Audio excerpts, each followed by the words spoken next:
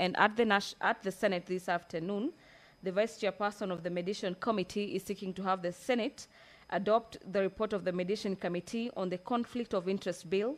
This is National Assembly Bills number 12 of the year 2023 that was laid on the table of the House on the 15th or on the 5th day of December 2024, and further that pursuant to Article 113, subsection 2 of the Constitution and Standing Orders number 167, subsection 3 of the Senate, approves the mediated version of the bill. This afternoon, the motion on the report of the Select Committee on the County Public Investment and Special Funds on its consideration of the audit reports of various water service companies for the financial year 2018-2019 all the way to 2020-2021 is set for deliberation this afternoon. This motion is by the chair on the Committee on County Public Investment and Special Funds.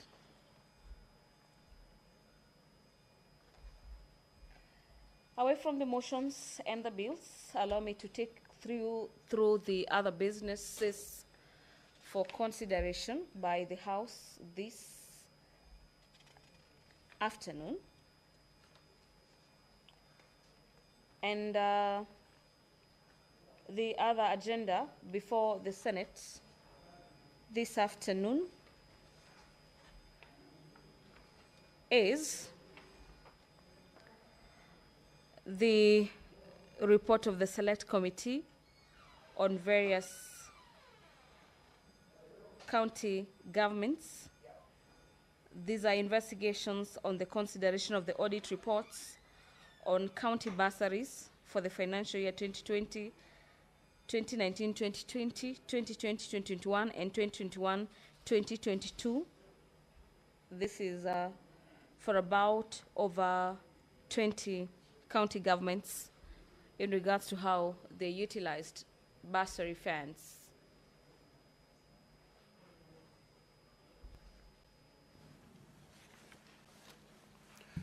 Senator Boni, take your seat.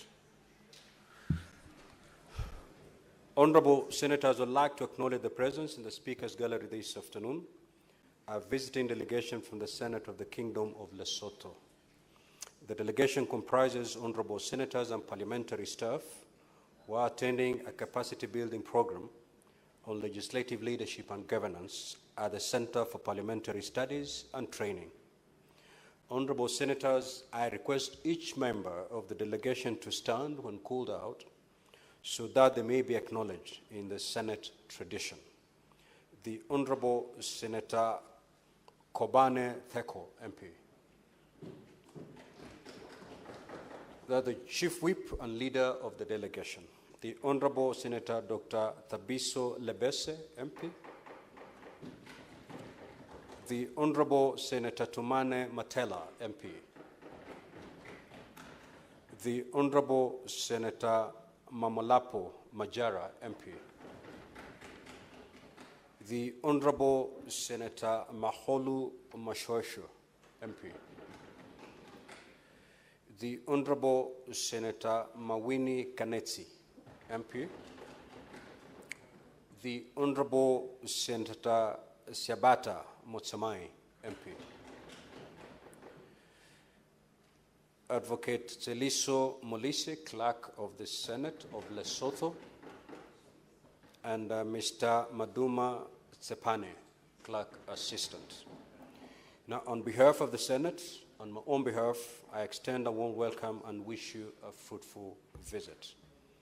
I will allow the Majority Leader, when he resumes his seat, to extend a word of welcome, and thereafter the Deputy Leader of the minority side also to have 1 minute to extend a word of welcome.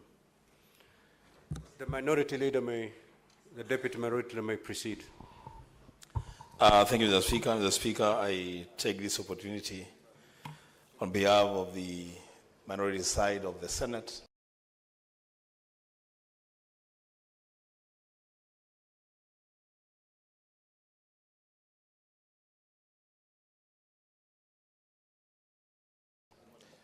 to join you in extending a warm welcome to. So on behalf of the minority side of the Senate, I extend my warm welcome to the delegation. I thank you, Mr. Speaker.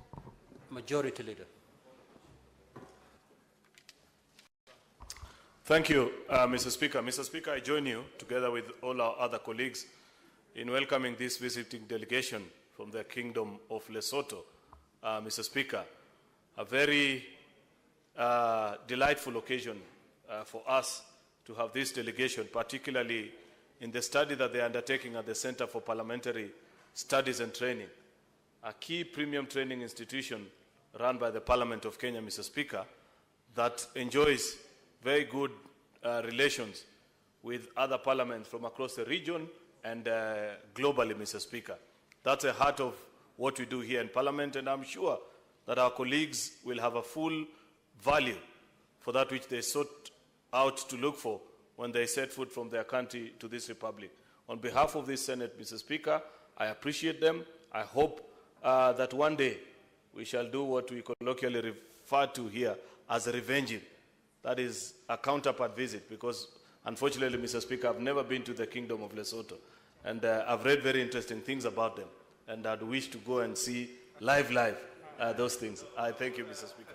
And on that trip, Mr. Speaker, I'd wish to be accompanied by the Deputy Minority Whip, Senator Sifuna, because I know he loves those kind of things as well. I thank you, Mr. Speaker. Next order.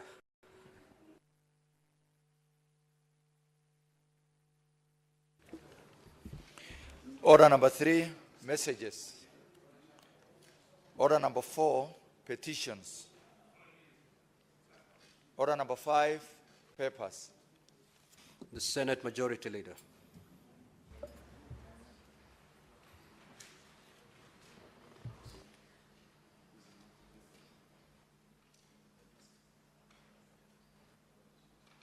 Mr. Speaker, I beg to lay the following papers on the table of the Senate. Today, Tuesday, the 25th of February, 2025. These are the reports of the Auditor General on the financial statements of Kilifi County for the year ended 30th June, 2024.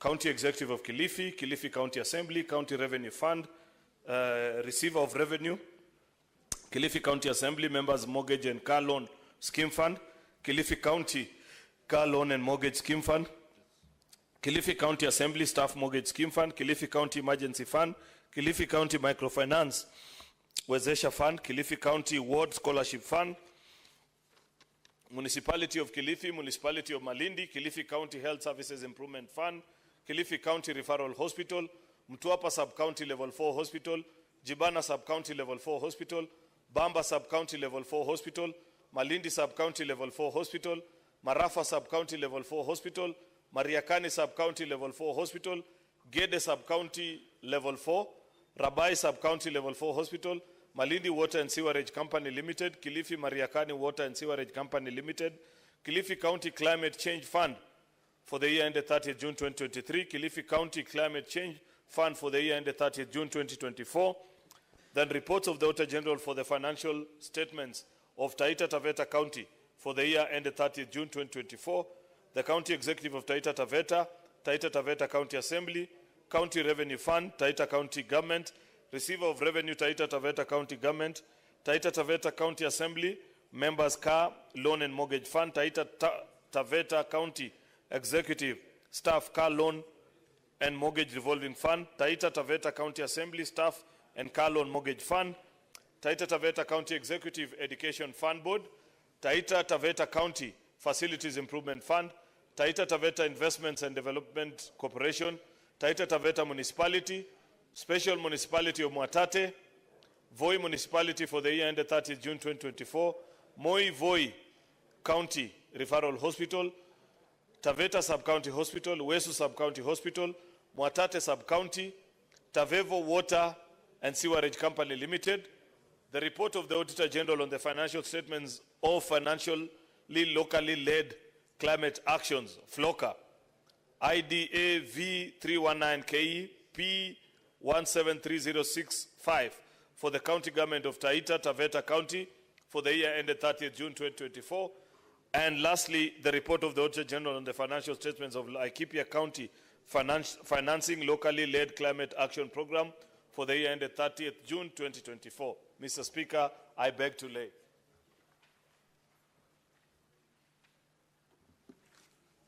Next order. Now, honorable senators, you will notice that the two order papers. Kindly switch to the supplementary order paper. Next order, clerk.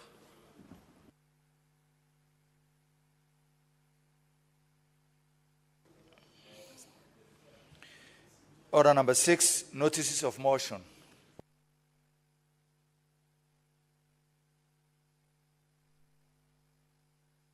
The Senate Majority Leader.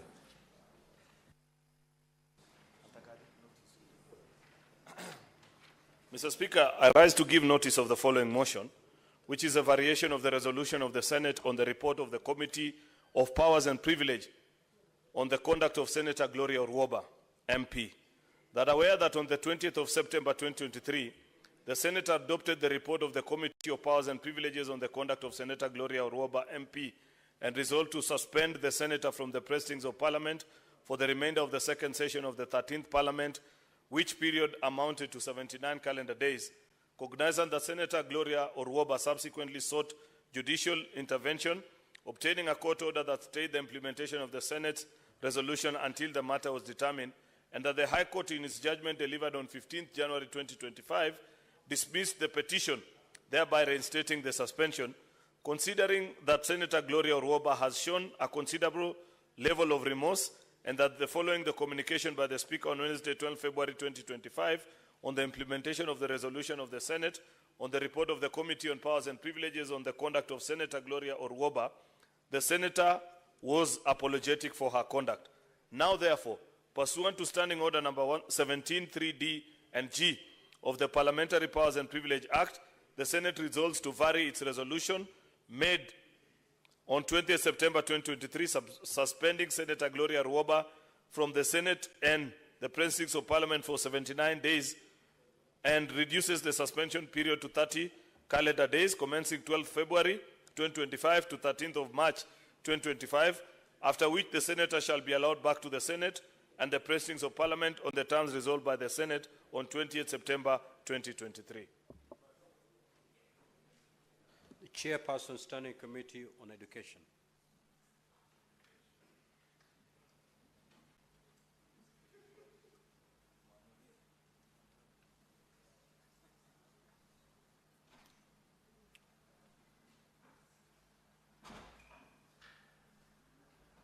Who is the Chairperson, Standing Committee on Education?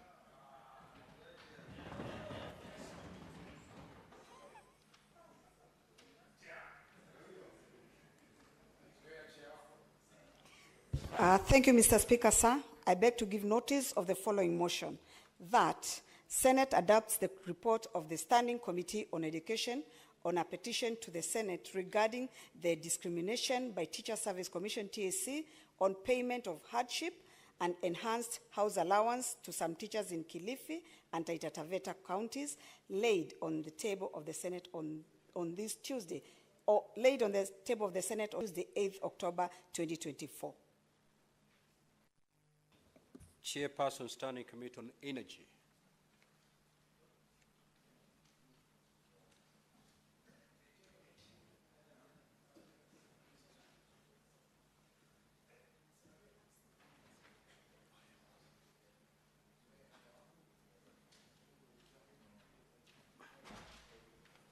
Now, honorable senators, let us be alert, and if you've been given some responsibilities through the reorganization of committees, please get used to those responsibilities. Proceed. I think it'll be there soon. Honorable Speaker, I beg to give notice of the following motion, that the Senate adopts the report of the Standing Committee on Energy on its inquiry into the liquefied petroleum gas LPG explosion in Miradi area, Embakasi, Nairobi City County, laid on the table of the House on Thursday, 8th August 2024. Thank you, Honorable Speaker. The Chairperson, Standing Committee on Devolution and Intergovernmental Relations.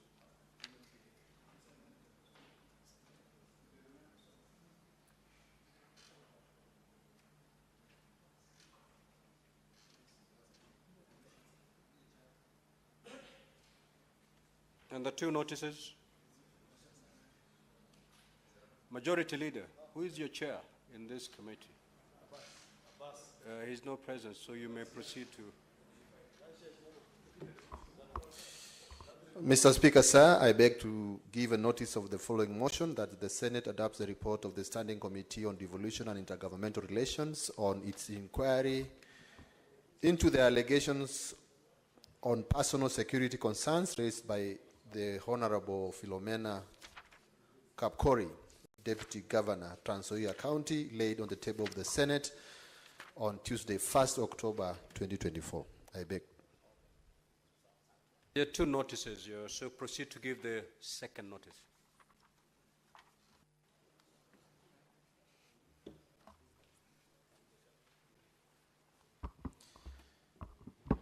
Mr. Speaker, sir, I beg to give notice of the following motion that the Senate adopts the report of the Standing Committee on Devolution and Intergovernmental Relations on its inquiry into the state of markets in Vihiga and Bungoma counties arising from statements sought by Senator Geoffrey Osotsi, MP, and Senator David Wafula Wakoli, MP, laid on the table of the Senate on Tuesday, 1st October 2022.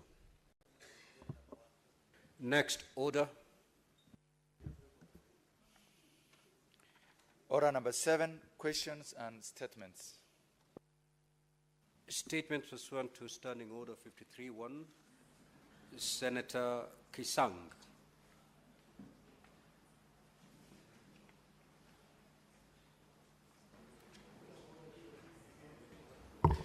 Good. Thank you, Honorable Speaker. Honorable Speaker, I rise pursuant to Standing Order 53-1 to seek a statement from the Standing Committee on Roads, Transportation and Housing regarding the removal of speed bumps and pavements along the Boyben Road junction to Kapuliot junction leading to E10 in Washigishi County and Elgeyo-Marakwet counties, Honorable Speaker, respectively.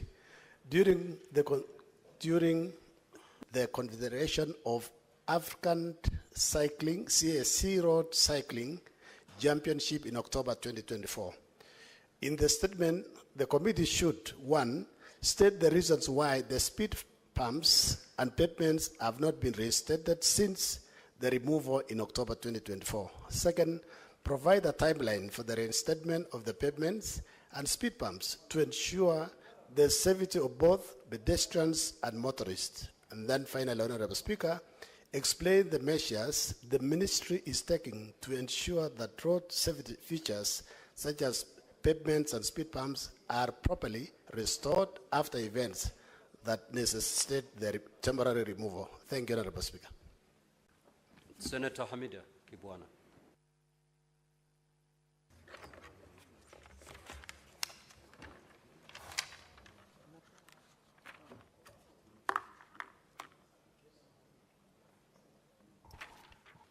Thank you, Mr. Speaker.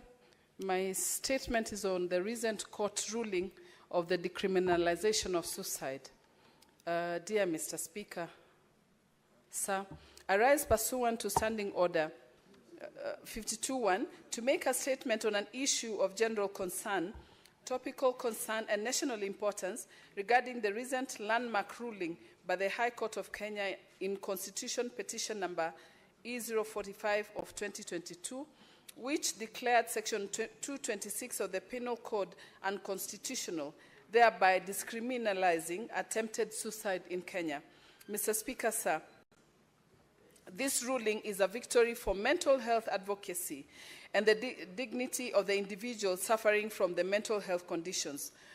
For far too long, those battling depression, post-traumatic stress disorder, PTSD, and other mental health challenges have been treated as criminals instead of patients in need of urgent care and support. The decriminalization of attempted suicide has not only stigmatized victims but also deterred them from seeking the help they desperately need. I take this, Mr. Speaker, kindly protect me from here. I'm being distracted. Minority Leader. I take this opportunity You may want to hear your colleague in silence. I take this opportunity to commend and congratulate the petitioners, including the Kenya National Commission of Human Rights, KNCHR, Charity Muturi, the Kenya Psychiatrists Association, and other stakeholders for their unwavering commitment to this noble cause. These efforts have set a precedent for a more compassionate and evidence-based approach to mental health in our country. Mr. Speaker, sir, this ruling aligns with our constitutional values under Article 43, which guarantees every Kenyan the right to the highest attainable standard of health, including mental health. It further upholds the principle of equality, non-discrimination, and human dignity to enshrine in Articles 27 and 28 of the Constitution. However, the decriminalization of attempted suicide is a significant milestone. It is only the beginning. As legislators, we must now focus on strengthening mental health care in Kenya. In this regard, Mr. Speaker, I wish to propose the following urgent interventions. Number one, amendment of relevant laws. Parliament must swiftly repeal all provisions of the Penal Code that decriminalize mental health-related conditions and align our legal framework with global best practices. Senator Kenyua, kindly take your seat. Number two, increase budgetary allocation for mental health. There's a critical need for more resources in mental health services, including counseling, rehabilitation, and suicide prevention programs to all levels of healthcare. Number three, public awareness and de-stigmatization campaigns. The Ministry of Health, in collaboration with other stakeholders, should intensify public education on mental health, emphasizing that suicide is a medical condition and not a crime. Number four, establishment of crisis response units. Counties should establish well-equipped mental health crisis response teams to provide timely intervention for individuals in distress. And the last, number five, implementation of the Suicide Prevention Strategy 2021-2026. The government must fully implement the existing strategy, focusing on early detection, intervention, and community-based mental health support programs. Mr. Speaker, sir, this ruling reaffirms the critical role of the judiciary in safeguarding fundamental rights and protecting vulnerable members of our society. It is now upon us as the Senate to complement this progress by ensuring that the necessary legislative and policy measures are enacted to promote a supportive, rehabilitative, and dignified approach to mental health care in Kenya. I urge all my colleagues to join hands in this mission to transform Kenya into a country that treats mental health with the urgency, care, and humanity it deserves. I thank you, Mr. Speaker. Senator Olekina.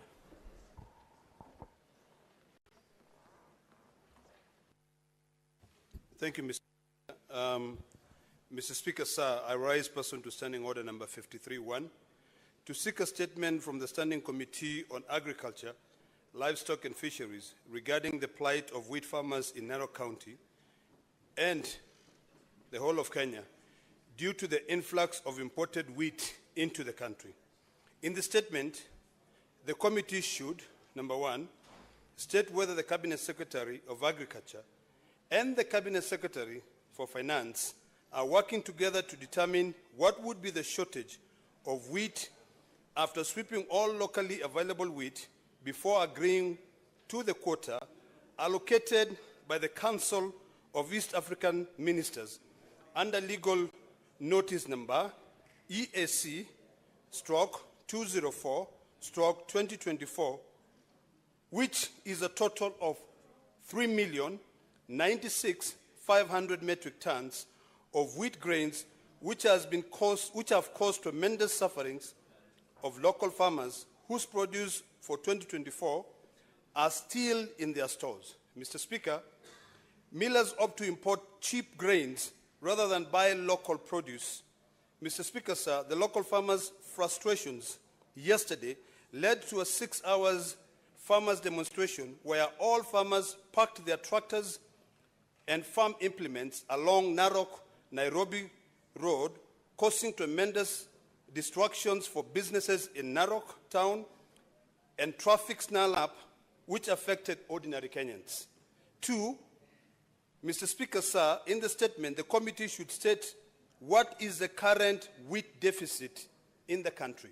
Number 3, state what is the total wheat production in Narok County and how much of it has been bought by the local millers.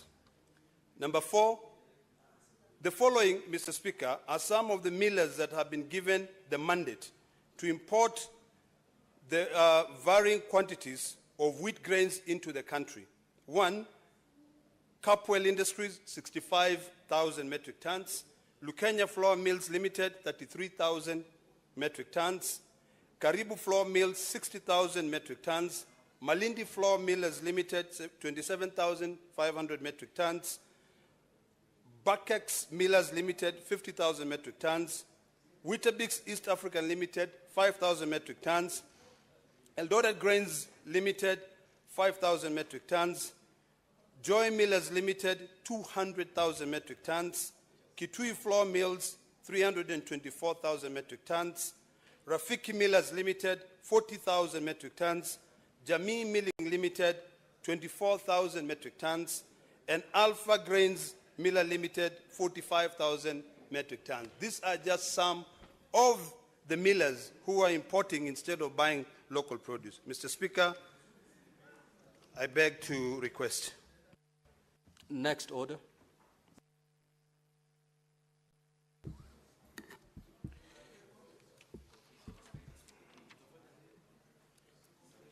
Order number 8. Clerk, just a moment. I will allow 15 minutes of intervention on the 3 statements that have been read out. I will start with Senator Sifuna Edwin. We go to the next page. Thank you, Speaker. Allow me to welcome you back. And since the delegation from Lesotho is still here, I want them to pass my regards to the former Prime Minister, Moketsi Majoro, who's my personal friend and was the head of delegation for the observer mission for the Somaliland election. Tell him his friend from Nairobi says hi. Honorable Speaker, I wanted to comment on the statement that has been brought by the Senator for Narok, the Honorable Edama Olekina, regarding the status of the farmers in Narok who are currently looking at or staring at very serious losses, Honorable Speaker, that we have undertaken as a country, or we at least pretend to undertake, that we will take care of our farmers, Honorable Speaker. And when we do something on one side, we seem to take with equal measure on the other side. We as the sugarcane farmers and the newly minted chair of agriculture, the Senator for Bungoma will tell you, have complained for a very long time, Honorable Speaker, that for as long as you allow a wanton importation of sugar, you are hurting the local farmer in the sugarcane growing areas. You can see that the same is the situation, Honorable Speaker, now with wheat. I am quite surprised that Kenya would subscribe to such a situation where, Honorable Speaker, we have farmers in Narok whose crop is literally rotting in their stores, and yet we have allowed importation of sugar to this extent, Honorable Speaker. If you look at this legal notice that the Senator has brought, this is a copy of the East African Community Gazette, Honorable Speaker. And there is a legal notice here that has been signed by the Honorable Deng Alor Kwol, who was the chairperson Council of Ministers for the East African Community, Honorable Speaker. And is allowing, I think it's a total of how many? 3 million tons of wheat, Honorable Speaker. This is unacceptable. When we speak about these issues, Honorable Speaker, some people say, oh, we don't like certain individuals in certain offices. The Cabinet Secretary for Finance or Treasury is a former chairperson of ODM. Honorable Speaker, the ODM party, through the acting party leader, the Honorable Anyang' Nyong'o, issued a statement on this same issue about 2 weeks ago. And if he was a good man, he would have listened then. It wouldn't take the Senator for Narok to bring this matter before this House again, before it is resolved. So, Honorable Speaker, I want to stand with the Senator for Narok. I want to stand with the farmers in Narok. We must give priority to our own people when they are trying to get themselves out of the economic mess. You cannot have our own farmers' produce rotting, and yet we are allowing importation of the same commodity which we have in plenty here. So this committee, Honorable Speaker, must have both the Cabinet Secretary responsible for agriculture and the Cabinet Secretary responsible for Treasury or Finance to appear before it and make sure that we put an end to this and we get explanations. And I'm also getting tired, Honorable Speaker, of explanations, because those farmers in Narok don't want an explanation. They want to be put in the right place in terms of compensation for what it is they have lost after putting their sweat in their land and, Honorable Speaker, being let down by their own government. I thank you, Honorable Speaker.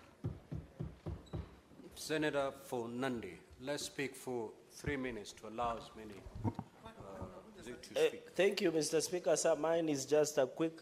You know, Mr. Speaker, maize farmers, we have been demonstrating for long. I thought the wheat farmers are better off, but it looks like whenever maize farmers speak, you must support us because we are in the same boat. In the cereals, Mr. Speaker, cereals, we must agree. As we are suffering, we didn't get the correct pricing in maize of 4,000 shillings, Mr. Speaker. And the sad reality of maize is that we sell at 90 kilos, while wheat is being sold at 50 kilos. I stand with the wheat farmers in Narok. I know they caused a lot of jam yesterday. I was worried for our colleagues, Ledama, but I'm happy he managed to pull through. Mr. Speaker, we must stop. I think Kenya National Trading Corporation, KNTC, must be called out. And AFA, who authorized importation of sugar, rice, maize, yet we are harvesting season, Mr. Speaker. This gazette notice must be degazetted by the Ministry of Treasury. And we expected Mbadi to do better, Mr. Speaker, by revoking most of those gazette notices. And it is good that Sifuna is here. He should advise him accordingly, Mr. Speaker. When we're having harvesting season, if it maize, if it anything, Mr. Speaker, we must stop importation. And finally, Mr. Speaker, while at it, the food security is a threat because we get subsidized fertilizer at 2,500. Mr. Speaker, at the moment, the seeds that we are supposed to go back to plant in this season is very high. And therefore, we want to ask the new chairman of agriculture, our colleague, who has taken over, Mr. Speaker, to review, because how can you buy 2 kilos of seeds that at 700 shillings, Mr. Speaker? How many Kenyans can afford that? So we need to review so that we can protect our food security. I wish the wheat farmers all the best, and they have our unconditional support, Mr. Speaker, and I support the statement. Senator Kavindu. Thank you, Mr. Speaker, for giving me this opportunity to comment on the statement for Senator Amida about mental health and suicidal cases, Mr. Speaker. Mr. Speaker, mental health is illness, is an illness like any other illness, Senator, and it should be treated. Senator Kavindu, just a minute. That statement was raised pursuant to Standing Order 52, if I'm not mistaken. It does not attract comments from honorable senators. So either you pick the remaining 2 or you yield and allow another colleague to take to the floor. Thank you, Mr. Speaker. But I wish you could allow me just to say something on this. Conclude and... Speaker. Conclude. Thank you. Mr. Speaker, there is a lot of suicidal cases in almost all the counties, especially in a sub-county called Mwala in Machakos County. We have lost more than 20 youths by now, and this is an illness like any other. And I would request, Mr. Speaker, whoever is going to deal with this statement, they can also come up with a strategic plan that the counties must have centers for counseling for such patients, and these patients should be taken with kindness, and they should not be discriminated even in families and in the society, because mental health is illness like any other illness. And there are so many people who are walking like they are normal, but they are suffering, and they are hiding because they cannot come out and say that I'm suffering mentally, because they are afraid, they are discriminated because of that. Mr. Speaker, even we should have funds set aside for counseling and talking to these such people so that they can know that it's an illness like any other illness. Thank you, Mr. Speaker. The Senate Majority Leader.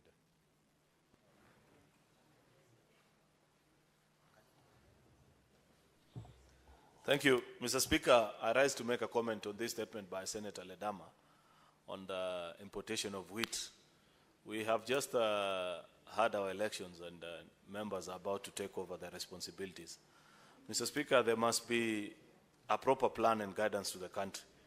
Although listening to many of my colleagues this afternoon, it is clear they do not understand that certain matters are beyond the reach of Kenya alone.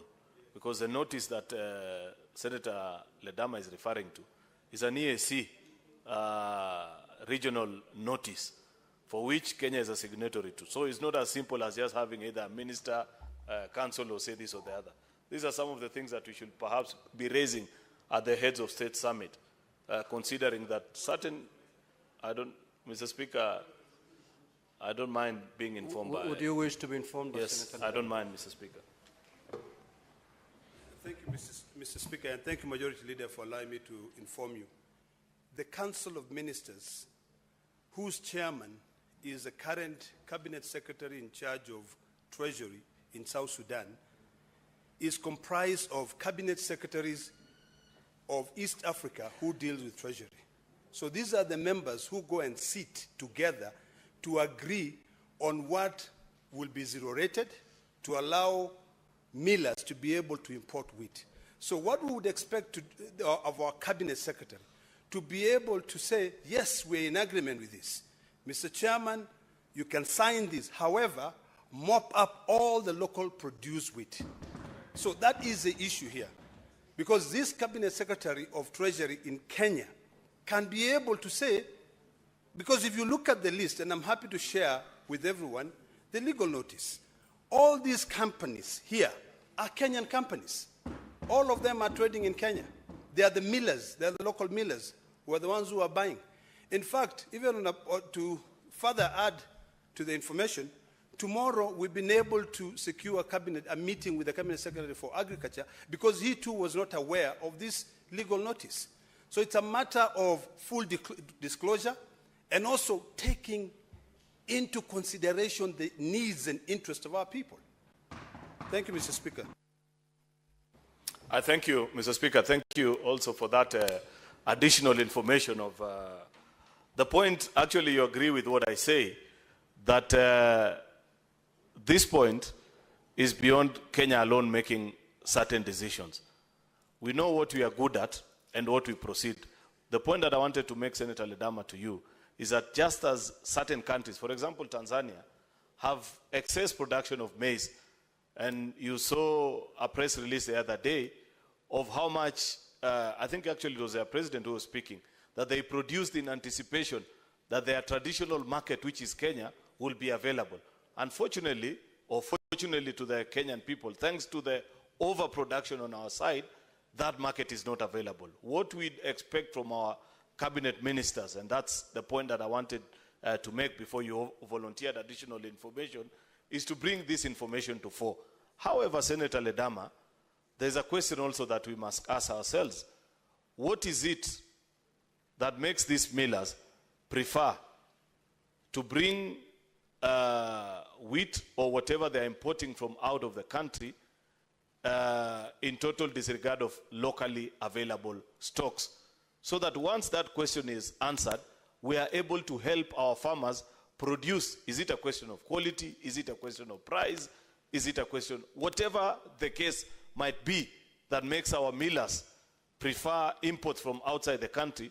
I believe that it is possible for us as either policymakers or the legislators to find ways in which we can support our farmers, if it's an issue of quality, to produce to the kind of quality that the millers are looking for. If it's an issue of price, then to ensure that we are able to subsidize them to a point that they become competitive so that the millers can buy. Therefore, I do hope that our new Agriculture Committee will get to the full details of this particular issue so that we provide the right intervention that will ensure that the farmers get to enjoy the product of their sweat, and the millers also get product that is available to them at the right quantity, quality, and price. That is how a thriving economy works, Mr. Speaker. Therefore, over to the new Agriculture Committee with this new challenge that our country faces. I thank you, Mr. Speaker. Senator Faki. Mheshimiwa Spika, asante kwa kunipa fursa hii kuchangia taarifa mbili ambazo zimeletwa na Senator Olekina pamoja na Senator Hamida. Tukianza na Senator Olekina, Mheshimiwa Spika, matatizo yaliyotokea kutokana na uagizaji kutoka nje wa zao la ngano imetokamana na kutojua watu wetu katika Wizara ya Ukulima na vile vile pia katika Wizara ya Uhusiano wa Kimataifa, yale makubaliano yanayofanyika katika vikao vinavyofanyika kila mara kwa mara katika Jumuiya ya Afrika Mashariki. Mheshimiwa Spika, tukiangalia mara nyingi, Mheshimiwa Spika, yale yanayozungumzwa katika vikao vile hayafiki mashinani kwa wananchi, na nafikiri hiyo ni sababu moja inatakana kamati yetu inahusiana na masuala ya mambo ya nje na masuala ya ukulima yaweze kuingilia kati swala hili, kwa sababu mara nyingi wale wakulima wa nchi jirani wanajua masoko yao yako vipi, lakini wakulima wetu, Mheshimiwa Spika, hawana habari hizo. Ukiangalia kwa mfano sukari, mara nyingi huletwa sukari ya Komesa hapa wakati sisi tunao sukari yetu. Mahindi, mara nyingi mahindi yanatoka mpaka sehemu za Malawi kuingia Kenya, lakini mahindi yako mengi na sisi hatuwezi kununua kwa zile bei ambazo zinatolewa na serikali. Kwa hiyo Mheshimiwa Spika, ipo haja ya hizi kamati zetu muhimu, na hivi sasa nafikiri kumechaguliwa wenye viti wapya wa kamati hizo waangalie kwa makini masuala haya ili wananchi wao wanajua ni masuala gani ambayo lazima waangalie kuhusiana na mazao, kwa sababu chakula tunacholima hapa nchini kwetu lazima kwanza kinunuliwe hapa kwetu. Kile ambacho ni kizuri labda tuuze nje, lakini tusiwe kwamba tunaleta kila kitu kwa hujumu wakulima wetu. Kuhusiana na masuala ya mambo ya afya ya akili, Mheshimiwa Spika, hili ni swala ambalo liko wazi sasa katika jamii zetu. Mara nyingi utapata mtu aidha amejiua ama ameathiri familia yake. Juzi kuna mama mmoja aliua watoto wake 3 hapa Nairobi, Mheshimiwa Spika. Na visa vingi kama hivi ambavyo vinaendelea. Kwa hiyo Mheshimiwa Spika, kufanya mtu kutaka kujitoa hai kuifanya kuwa ni hatia, Mheshimiwa Spika, hiyo inakataa ule mtazamo kwamba huyu ambaye anaugua afya ya akili, Mheshimiwa Spika, ni mtu ambaye anataka kupewa matibabu, anataka kupewa usaidizi ili aepukane na lile janga ambalo limemfika. Kwa hiyo Mheshimiwa Spika, ipo haja ya kufanywa marekebisho kwa sheria ile ya Your time is up, unfortunately, Honorable Senator. Senator James Murango. Asante sana Mstahiki Speaker. Ya kwanza, Mstahiki Speaker, ningetaka kusema kwamba ni jambo la fedheha wakati wakulima wanaenda, wanapanda, wanapalilia na wanapovuna hawapati chenye walikuwa wanatarajia kuweka pesa mfukoni. Mstahiki Speaker, ningetaka kusema kwamba hili ni jambo linatokana kwanza na makadirio ya bajeti ambayo yanafanywa na Bunge la Kitaifa. Sasa hivi ukienda uangalie fedha ambazo zimewekwa kando kwa ajili ya kununua mahindi, utapata kiasi ni ngapi? Ukiangalia ile imewekwa sababu ya ngano, utapata hakuna. Ukienda ambao itajaribu kusaidia wakulima wa vitu zingine, utapata hakuna. Wakati wakulima atakuja kuvuna, hata rais wa nchi wakati anasema nendeni mkanunue ngano, kwa sababu wakulima wameshalisha ngano na ina soko, utapata ya kwamba bajeti hakuna. Na jambo kubwa ni kwa sababu bunge la Seneti hakuna mahali ambao linahusishwa kikamilifu katika makadirio ya bajeti, tuweze pia kuweka fikira zetu pale ili tuweze kusaidia watu wetu. Mstahiki Speaker, si ngano peke yake na mahindi, pia kuna sheria zingine ambazo zimefanywa na ziko katika nchi hii ambazo zingine zinahitajika tu waziri kuweka kalamu na kuhakikisha kwamba wakulima wamefaidika. Nchi zingine kutoka nje zinaruzuku wakulima wao ili waweze kuuza bidhaa zao kwa bei ya rahisi katika nchi ya Kenya. Sisi tumekuwa kama jalala ya kununua kila kitu kwa sababu bei ni rahisi. Mstahiki Speaker, Ningetaka niseme kama mazao ya makandamia. Juzi mwaka jana tukiwa na huyu Wakoli ambao sasa nampongeza akiwa ndiye mwenyekiti mpya katika kamati ya kilimo. Mr. Speaker. Tulikuja tukaenda kwa waziri aliyekuwa anaitwa Lintuli kwa sababu kuna sheria ambayo ilikuwa imetengenezwa mwaka 2013 ambayo ilikuwa inasema makandamia mpaka utoe maganda ili uweze kuuza nchi za nje. Mabwenyenye wakaungana wakajenga mafaktori makubwa. Kwa hivyo maskini alikuwa ni lazima apeleke mazao yao kule. Sasa hivi tunapoongea hiyo sheria imerudishwa kwamba mkulima hawezi uza makandamia yake nje kama nje atolewa maganda. Sasa Mr. Speaker, kwa nini mkulima asiruhusiwe kufuga mbuzi wake mahali anaona kuna nyasi? Kwa nini nikulimie mimi nikuletee wewe cha lazima? Na imewekwa katika sheria. Ni jambo la fedheha na ningesema ya kwamba ni vizuri hao wakulima ngano waangaliwe kwa haraka iwezekanavyo, mahindi na wakulima wengine. Asante sana Mr. Speaker. The minority leader.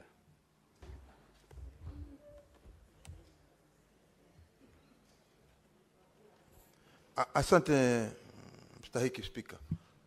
Mstahiki Spika, na kwanza nataka kuunga mkono hii taarifa iliyoletwa kuhusikana na mambo ya ngano.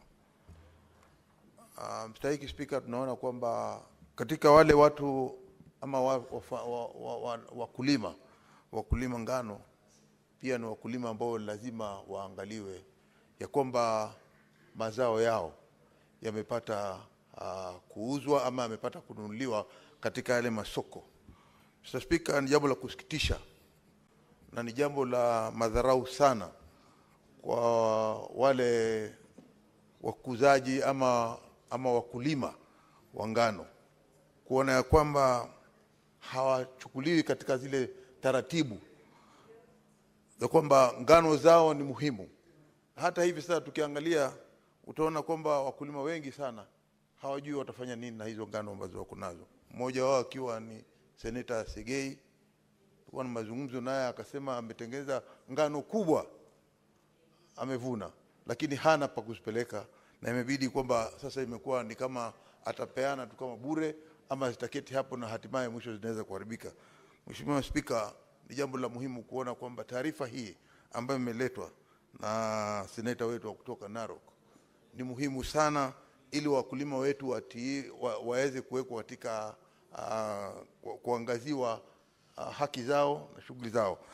Haina haja ya kuweza kuleta ngano kutoka nje ambazo zitakuja zitagandamiza wakulima wetu hapa. Wakulima wetu wa ngano ni lazima waangaliwe na watetewe vizuri sana na wizara. Na kama swala kama hili ikiwa litakwenda katika kamati ya agriculture, kamati ya agriculture inatakana ikae na iangalie na ichunguze vizuri na itupatie sisi mwelekeo. Asante Bwana Speaker. Next order, clerk. Order number 8, motion celebrating the life of the late Leonard Motella. Senator Danson Mungatana.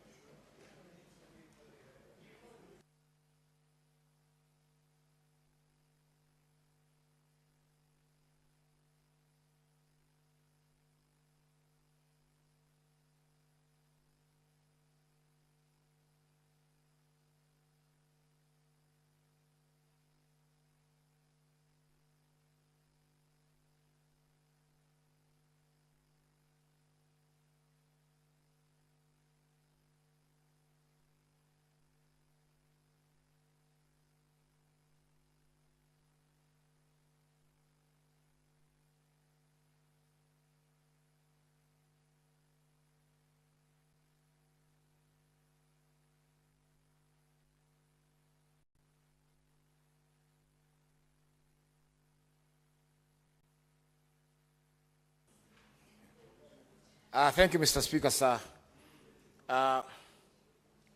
Celebrating the life of the late Leonard Mambo Motella. Honorable Speaker, I stand here on behalf of Senator Danson Buya Mungatana, Senator for Tana River, that aware that the late Leonard Mambo Motella, a renowned media personality, passed away on 7th of February 2025 at the age of 84, cognizant that he had an illustrious career in media spanning over 5 decades and was one of the most influential voices in Kenyan radio, especially through his long-running radio and television program, Je Huu Ni Ungwana. Further, cognizant that his command of the Kiswahili language kept Kenyans informed on many topics, while his exceptional football commentaries on radio brought joy to many people and popularized the sport at a time when live football on television was rare. Appreciating the lasting legacy that he leaves in the media industry and the high esteem in which he was held by colleagues and persons from all walks of life. Now, therefore, the Senate expresses its deep sadness at the death of Mr. Motella, records its celebration and appreciation of his remarkable life, and extends its heartfelt sympathy and condolences to his family, friends, and the nation. Honorable Speaker, the late Leonard Mambo Motella was a great media personality. He was one of the pioneer radio and television presenters who worked for the Kenya Broadcasting Corporation, KBC. At that time, it was the only station in our beloved country that was operating on air in the whole of the Republic of Kenya. Mr. Speaker, sir, Leonard Mambo Motella was in the league of Amina Fakir, Hadija Ali, Ali Salim Manga, Mohamed Juma Njuguna, the late Mohamed Juma Njuguna, and many others whom I cannot remember offhand. However, Mr. Speaker, sir, they were real nationalists who promoted Kiswahili language and also promoted nationhood in this republic. Mr. Speaker, the late Motella, with his program Je Huu Ni Ungwana, was able to impart nationalism, cultural values, and many other things that many Kenyans will flock to their television stations in the evenings to hear those programs. So, Mr. Speaker, Honorable Speaker, the late Motella contributed a lot in this country.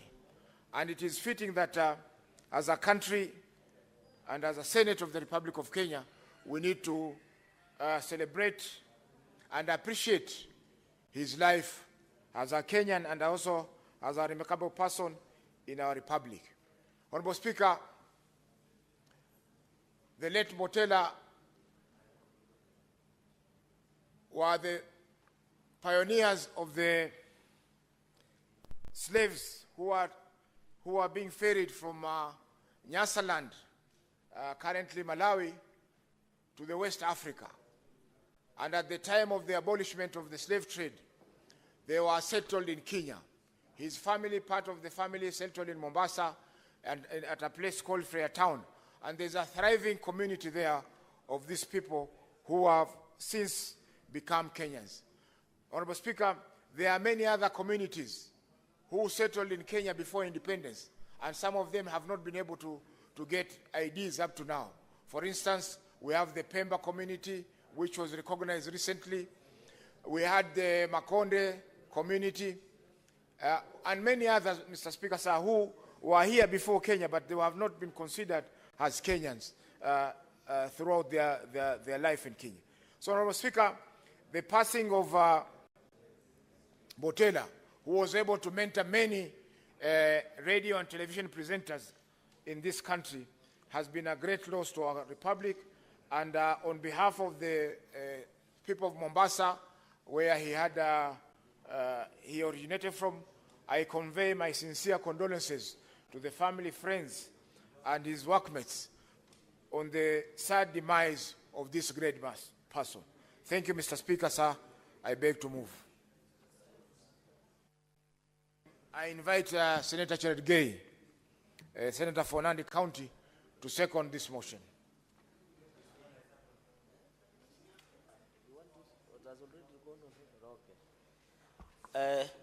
Thank you, Mr. Speaker. Senator Mongatana had requested myself and Senator Faki to move and second subsequently. Mr. Speaker, I'll be very brief. Our heartfelt condolences and messages of goodwill to the family, friends of the late prolific radio and media personality, Leonard Mambo Motella. Mr. Speaker, we continue to commiserate with the family. Mr. Speaker, many of us who grew up listening to the radio, and you know radio has the highest coverage across anywhere in the world, more so in Kenya, unlike TV, another mode of communication. And you know, in the past, Mr. Speaker, for us who studied the GHC, Geography, History, and Civics, will tell you mode of communications include radio or other form of using even horn, Mr. Speaker.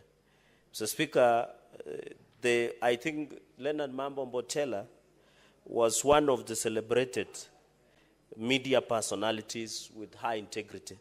So, Speaker, it's not to celebrate his life that with the advent of brown envelope journalism, Leonard Mambo Motella stood against intimidation and blackmail and resisted any form of brown envelope journalism that has engulfed the country. So, Speaker, another thing, secondly, Mr. Speaker, as a country, we must learn to celebrate and honor our heroes. It is sad that Leonard Mambo Motella, Mr. Speaker, was interred or buried at Langata Cemetery. Mr. Speaker, somebody would say in death all of us are equal, but I was proposing that we must have a hero's corner. When you go to Zimbabwe, Harare, Mr. Speaker, heroes of the nation have been designated where they can be buried, not because they are more better or because of class in death, but, Mr. Speaker, is to allow the generations that will come after to learn, to have an heritage where they can go and learn and know who these personalities are. Mr. Speaker, and therefore I'm proposing, and I hope the Ministry of, is it Sports, Youth, that is in charge, and even Nairobi City County, should even designate land where the national heroes should be buried and ensure, Mr. Speaker, because you remember Langata Cemetery, at some point it had been said it had been overflowed or they were no longer space, Mr. Speaker. So I want to propose that I hope in future we should have a hero's corner where people of integrity, Mr. Speaker, people who have served this nation with distinction that have been celebrated can be buried, Mr. Speaker. And I remember before the advent of devolution, Mr. Speaker, sir, there was a proposal to locate Langata Cemetery to Mavoko, but we know what happened because the Makaburi or cemetery scandal that befell the Nairobi City County and then through Ministry of Local Government. But this is the challenge. I hope the Nairobi City County has a foresight to even do that, Mr. Speaker. But I don't think they have foresight. If they can take a dirt before electricity house, then that is another story for another day. So, Speaker, the second thing is that we should honor state burial with all state honors, Mr. Speaker, such heroes, where we have full recognition through state burial, Mr. Speaker, because this somebody who said, Je Uniungwana, Leonard Mambo Motella would have a chance, second in life, would ask Je Uniungwana, for most things that is happening in this country, corruption, lethargy, poor governance, Mr. Speaker, poverty, lack of water, Mr. Speaker. Many Kenyans are going without food, not only even in areas that traditionally would be, even here in Nairobi, like Mukuru, Kwanjenga, Kibra, and many other. And he would ask us as leaders, Je Uniungwana. And we would be ashamed of it, Mr. Speaker, because it doesn't bring the goodness of what, and that Je Uniungwana will resonate very well with many people, Mr. Speaker. Mr. Speaker, number 4 is that under the National Heroes Council, we should consider, I would have expected the brand new chairman of lands, Senator Faki, to say would propose in Nairobi, Mombasa City County, a street to be named again, after Mambo Motella in Mombasa. But also we want to urge the government to name at least 1 or 2 streets in in Nairobi, Mr. Speaker, and other cities in the country to celebrate. Because sometimes we have names that even do not belong to us, that do not belong, Mr. Speaker, to the local people or local leadership, Mr. Speaker. So I want to ask, with a lot of respect, the government and even the county government to seize the moment and even name, Mr. Speaker, one of the streets after Mambo Motella Street, Mr. Speaker. And secondly, even the Kenya Institute of Mass Communication here, Mr. Speaker, in Nairobi, we should name it after Leonard Mambo Motella. We have branches of mass communication so that the young men and women who go and study journalism, Mr. Speaker, can go and learn how to be a good journalist. So that we don't have journalism that inside, Mr. Speaker, I'm very disappointed that every time I wake up and you see the national headlines of respectable newspapers inciting the nation or inciting Kenyans against the government of the day, Mr. Speaker, on several occasions, so that you wonder what is the editorial policy of some of these media groups, Mr. Speaker. They put funny things, Mr. Speaker. One of them is Nairobian, Mr. Speaker. They are embarrassing members of long-standing, like my brother from Turkana and many other members, Mr. Speaker. I am asking myself, what is the editorial policy, Mr. Speaker, before publishing a screaming headline? Mr. Speaker, even yesterday they were saying that the government has moved payment in the nation to M-Pesa. But when the Ministry of Labor give the correct position, it was not there, Mr. Speaker. Why is it that, and this, I think Mambo Motella must be turning in his grave. Because the way media and editorial policy that we have must be one of the sensational, Mr. Speaker. That I read the headlines, you read the headline and the story. The headline says something different. You go to the story, it says something different, Mr. Speaker. Even in the reporting of the radio and news anchor, Mr. Speaker. I don't know whether, is it, Mr. Speaker, is it Kenyans like negative news? Say that all media houses have decided to just give out negative. You watch news, Mr. Speaker, from item number 1 to number 10 is only negative news. Somebody has been killed. Government people have demonstrated against. There is somebody whose wife has been murdered somewhere, Mr. Speaker. There is a church in Bomet called Bethel that is beating worshippers. There is somebody who is running away without clothes in Indian auction. And that is what we have glorified, Mr. Speaker. We must agree that in the spirit of protecting the independence of media, under Article 34 and 35, they must also be responsible. And that is why, Mr. Speaker, we are hesitant in regulating the media, because we believe they should have self-regulations, Mr. Speaker.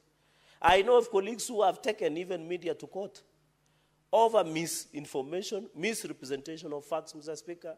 And it is not hard. If you have to report anything, Mr. Speaker, and I want to ask media, we respect, we celebrate them. They are a medium of communication. They communicate to the people.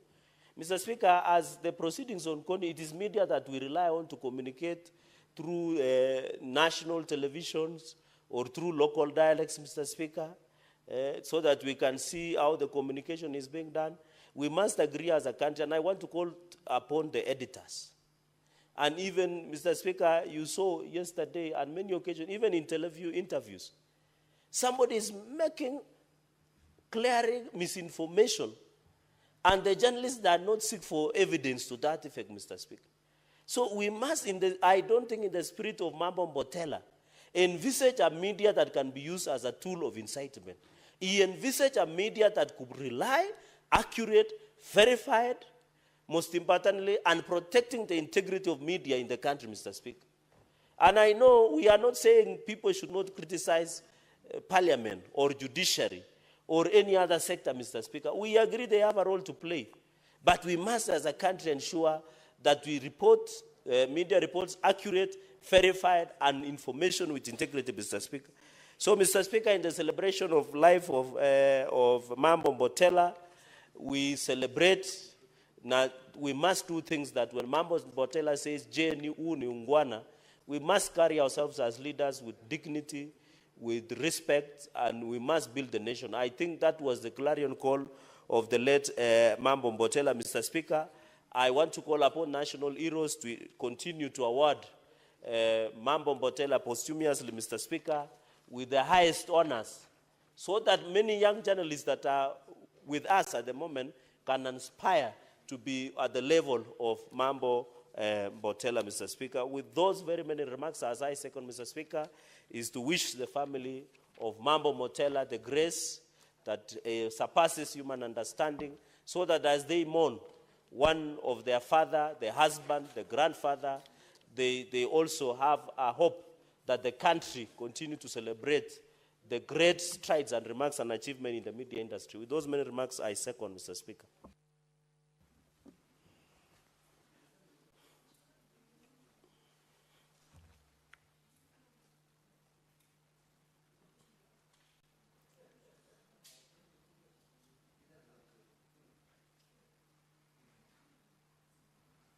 Senator Fosiaya, we are waiting for you to take your seat.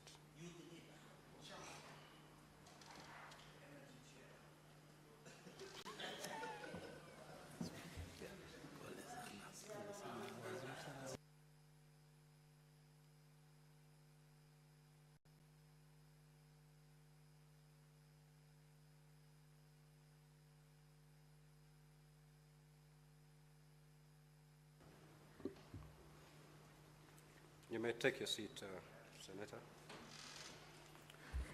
Now, honorable senators, I will now propose the question. They're aware that the late Leonard Mambo Motella, a renowned media personality, passed away on the 7th of February 2025 at the age of 84, cognizant that he had an illustrious career in media spanning over 5 decades and was one of the most influential voices in Kenyan radio, especially through his long-running radio and television program, Jehu ni Ungwana. Further, cognizant that his command of the Kiswahili language kept Kenyans informed on many topics, while his exceptional football commentaries on radio brought joy to many people and popularized the sport at a time when live football on television was rare. Appreciating the lasting legacy that he leaves in the media industry, and high esteem in which he was held by colleagues and persons from all walks of life.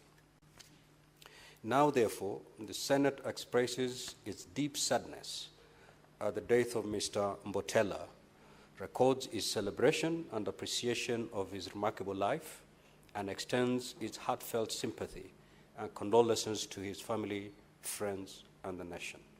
Now, honorable senators, the floor is open for contribution. Yes, Majority Leader, what is your point? Mr. Speaker, I rise under Standing Order number 111 on limitation of debate. And the reason why I want us to limit debate is, number one, Mr. Speaker, this person has since been buried more than a month, I think, or 3 weeks. But that does not take away the great contribution he made to the country. Given that at 5 o'clock, Mr. Speaker, we know the event that many of us will be attending, then it will be in order if we limit debate so that as many people as possible get a chance to speak, Mr. Speaker. And if possible, maybe then looking at time that we hardly have barely just an hour, Mr. Speaker, if time permits, we see how many people can speak from both sides, Mr. Speaker.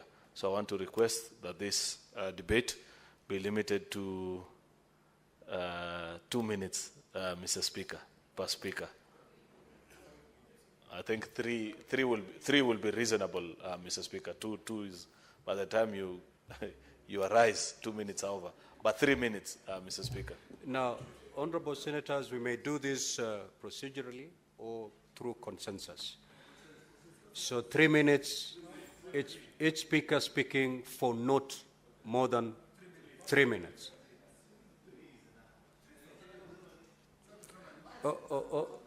Honorable senators, because we'd wish to hear all of you, especially those wishing to speak and looking at the business ahead, I would urge you, we stick with the 3 minutes. But again, this is in your hands.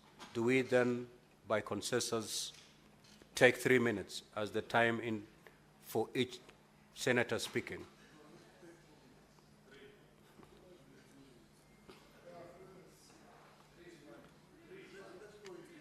So, honorable senators, I will call those who've indicated to speak, and the time as agreed should be not for more than 3 minutes. Are we good?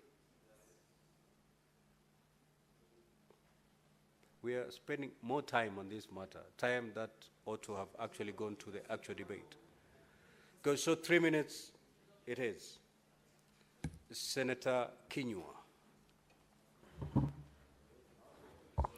Asante Bwana Spika kunipa fursa hii. Kwanza kabisa nataka kuchukua fursa hii kutuma risala zangu za rambirambi kwa familia, jamii na marafiki wa Leonard Mambo Motella.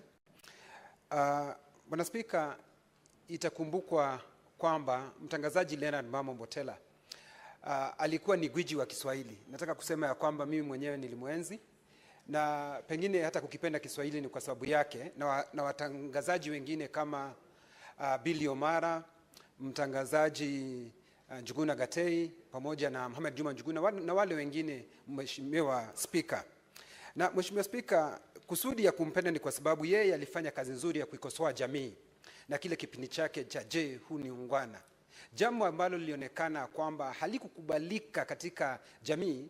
Alikuwa ni mwepesi wa kukosoa na bila kuogopa, Bwana Spika. Na vile vile pengine kwa wakati ule aliweza kukosoa, pengine kama ninakumbuka kwa wakati mwingine wale wazee, wakati kulikuwa na wazee wamepewa bonus, Bwana Spika, na mzee alikwenda akajivinjari na mvinyo, hata hakwenda nyumbani na kutosomesha watoto. Bwana Spika alikuwa akiuliza, je, huu ni ungwana kwa nyinyi wazee? Baada ya watoto na mama kufanya kazi ngumu, lakini baada ya kupokea malipo unapata hakuna manufaa yote. Bwana Spika, na hayo maswali pengine angelikuwa hivi leo angeliuliza, je, huu ni ungwana kwa wakulima wa Narok kufanya kazi ngumu, Bwana Spika, ya kukuza ngano na hatimaye kutoweza kuuza ile ngano yao? Bwana Spika, je, huu ni ungwana? Bwana Spika, hayo ni maswali ambayo aliyafanya kwa kuweza kuikosoa jamii. Bwana Spika, si hivyo peke yake, Bwana Spika, aliweza kutangaza mpira, na vile alivyokuwa akitangaza mpira, vile alivyokuwa akitohoa maneno, Bwana Spika, niliweza kujua mambo mengi pale, kwa sababu alisema hasa sisi wa Kikuyu tuna ile shida ya maharaja. Aliweza kufafanua vile ambavyo ungeweza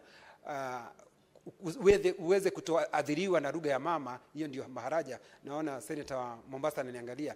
Kwa hivyo aliweza kuelezea vile ambavyo ungeweza kuongea lugha ya Kiswahili, na pengine nikamuiga na nikaweza kupata mambo mawili au matatu. Bwana Spika, nikimalizia nakumbuka vile ambavyo alikuwa akitoa taarifa zake, Bwana Spika, na vile alivyokuwa akiongea. Nakumbuka akisema vile ambavyo Rais wa Jamhuri ya Kenya alipokuwa mwaka wa 1982, wakati yeye mwenyewe alipokuwa KBC na ama VOK, na vile alivyoshambuliwa, Bwana Spika, aliweza kusimulia, na ukisikia akisimulia ile hadithi, Bwana Spika, unaipenda, Bwana Spika. Kwa hivyo siku ya leo sisi tunamsherekea na tunamwenzi, pengine vile senator wa Nandi alivyosema. Senator Beatrice Ogola. Honorable Speaker, I join my colleagues in celebrating the life of an illustrious career person in the media fraternity, the late Leonard Mambo Motella. We celebrate him because of the legacy he leaves behind. Honorable Speaker, we remain very proud of him. We thank God he lived up to the last years of his life, and we continue to condole with the family. As I celebrate him, Honorable Speaker, we celebrate him because of the influential voice he had all over in the radio. And along with him, we have had also influential voices like him, the late Agao Potrovas, the late Ben Olwach, Senator Ben Olwach Okello, who died while a member of the Senate. Honorable Speaker, we remain very proud of Mambo Motella. Each one of us at that point grew knowing that voice. Even when you are not very close to the radio, to the TV, you could identify the voice from very far, Honorable Speaker. And on the same note, Honorable Speaker, I celebrate some of the Last year's people we've had in my community, the late Owino Misiani, who was a singer, a musician, the late Oguta Bobo, the late Ayan Joey. A number of you might not have been part of the enjoyment our communities had over the musicians have been mentioned, but there were people that were common in the media then. Honorable Speaker, I celebrate Leonard Mambo Motella, and we continue to condole with the family. Thank you, Honorable Speaker.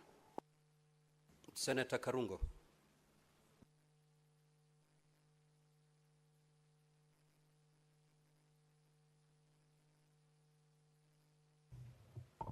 Asante sana Bwana Spika kwa kunipa hii nafasi pia kuleta masikitiko yangu pamoja na kujiunga na wabunge wenzangu tukitoa rambirambi zetu. Na Bwana Spika, nimesikia Seneta Cherargei akisema labda tungekuwa na shule yaitwa Mambo Motella, labda tungekuwa na barabara yaitwa Mambo Motella. Hiyo iko sawa, lakini kwa sasa ile inaweza fanyika kwa haraka ni sisi wote tukijadilia hii hoja. Bwana Spika, tuongee kwa lugha ya Kiswahili ambaye Mambo Motella mwenyewe alikuwa anatumia kutangaza. Na ninaposema hivyo Bwana Spika, tulipokuwa tunakuwa, huyu muungwana alikuwa kielelezo cha kuigwa. Sababu sisi ama mimi baada ya masomo yangu niliingia katika chuo kusomea utangazaji. Na mimi nimekuwa mtangazaji kwa miaka zaidi ya 7 Bwana Spika. Kwa hivyo ni kusema alikuwa kielelezo cha kuigwa na wengi tulikuwa tunapenda vile alikuwa anatangaza Bwana Spika. Ufasaha wake katika lugha ya Kiswahili. Wengi wetu vile seneta wa Laikipia amesema, sisi ambao tumetoka katika mlima tuko na ile shida ya L na R Bwana Spika. Na unaona wiki iliyopita iliniweka kwa shida. Wakati nilisema routing, kumbe nilisema looting, kumbe nilikuwa namaanisha routing. Ikaniweka kwa shida, lakini vile tulikuwa tuamsikiza, tulikuwa twamuiga kusoma habari vile anasoma. Tunamsikiza akiuliza je, huu ni ungwana? Tunazunguka kwa kijiji Bwana Spika tukisema vile vile. Kwa hivyo alitusaidia sisi ambao tulikuwa tunamsikiliza kurekebisha ama kufanya Kiswahili chetu kiwe Kiswahili sanifu Bwana Spika. Kwa hivyo mimi ningesema pole kwa familia, lakini ningejiuliza kama ningekuwa najua hii hoja ilikuwa yaja leo, tungeweka watu wengine wengi kule ndani ambao pia walifanya huduma kwa hii taifa kama Wafula Chebukati. Tungemweka pale sababu pia yeye amefanya huduma katika hii taifa Bwana Spika. Tungeongezea wengine na tuweze kuleta masikitiko yetu na pia kuleta rambirambi zetu. Kwa hivyo naunga hoja mkono Bwana Spika. Senator Sifuna. Mheshimiwa Spika, kwanza acha nimkosoe kiongozi wa wengi kwamba haijachukua siku zaidi ya 10 tangu tumzike Mheshimiwa Leonard Mambo Motella. Tulimlaza pale Lang'ata tarehe 15 mwezi huu, na najua kiongozi wa wengi labda hiyo tarehe inakuchanganya kwa sababu ulikuwa katika maeneo ya Addis kwa shughuli nzima ya uchaguzi wa AUC. Mimi mnavyojua ni mtu wa mkono wa Mheshimiwa Raila Odinga. Mimi nilisalia hapa Mheshimiwa Spika, na tukajiunga pamoja na wakilishi wa kina mama wa kaunti ya Nairobi Mheshimiwa Esther Passaris pamoja na familia ya mwenda zake Leonard Mambo Motella katika maombi pale katika All Saints Cathedral Mheshimiwa Spika. Na ilikuwa ni siku ambayo sote tulimkumbuka huyu shujaa wa utangazaji wa habari katika taifa letu hili la Kenya. Mheshimiwa Spika, kinachonishangaza ni kwamba unamkuta seneta kama Mheshimiwa Cherargei anatumia fursa hii ambayo tunachukua kumenzi mtangazaji mkuu katika taifa letu kuingilia ama kuwakosoa wale waandishi wa habari. Mheshimiwa, habari unazochagua kuona wewe ni up to you. Yani ni wewe mwenyewe utachagua ile channel utataka, kwa sababu wakati ambapo tunakuwa, Mheshimiwa Spika, utakumbuka kwamba kulikuwa na kituo kimoja pekee cha matangazo na nilikuwa ni kituo cha Mama na Baba, lakini kwa sasa kuna vituo vingi. Kama unaona kuna kimoja ambacho habari zake zinakukera, basi una huyo uhuru wa kubadilisha na kutazama kubadilisha mitabendi walivyokuwa wakisema. Lakini Mheshimiwa Spika, mimi ninavyojua kwamba zile stesheni za matangazo zitatangaza matukio jinsi ambavyo yalifanyika, kwa sababu kama leo Sifuna alirushwa nje ya nyumba la Senate, hautarajii kwamba waseme hakurushwa nje. Kwa hivyo tuweze kuvipa vituo vyetu vya matangazo nguvu ya kuweza kufanya kazi zao. Honorable Speaker, mstahiki Speaker, unajua tulikuweko na pendekezo mwaka 2007 kwamba tuwe na Heroes Corner pale katika kiwanja chetu cha Uhuru Gardens, na nimesema hapa mara nyingi ya kwamba kiwanja hicho kilitwaliwa na jeshi na mpaka kufikia sasa hatujaweza kufanya kazi hiyo ya kuweka Heroes Corner pale. Pia kuna sheria inaitwa Kenya Heroes Act, Mheshimiwa Speaker, ambayo inasema kwamba tuwatunze na kutoa njia ya kuwatunza hawa ambao ni mashujaa wetu. Nilishtuka sana Mheshimiwa Speaker kuona yule ambaye ni speaker mwenzako katika nyumba la kitaifa akisema kwamba ameshangazwa na kusikia kwamba Leonard Mambo amezikwa katika makafani ama makaburi ya Lang'ata. Mheshimiwa, sheria hiyo inataka bunge, yani sisi, tutoe fedha ili kuweza kuwasaidia hawa mashujaa wetu. Hamna mtu mwingine mwenye kupewa hilo jukumu.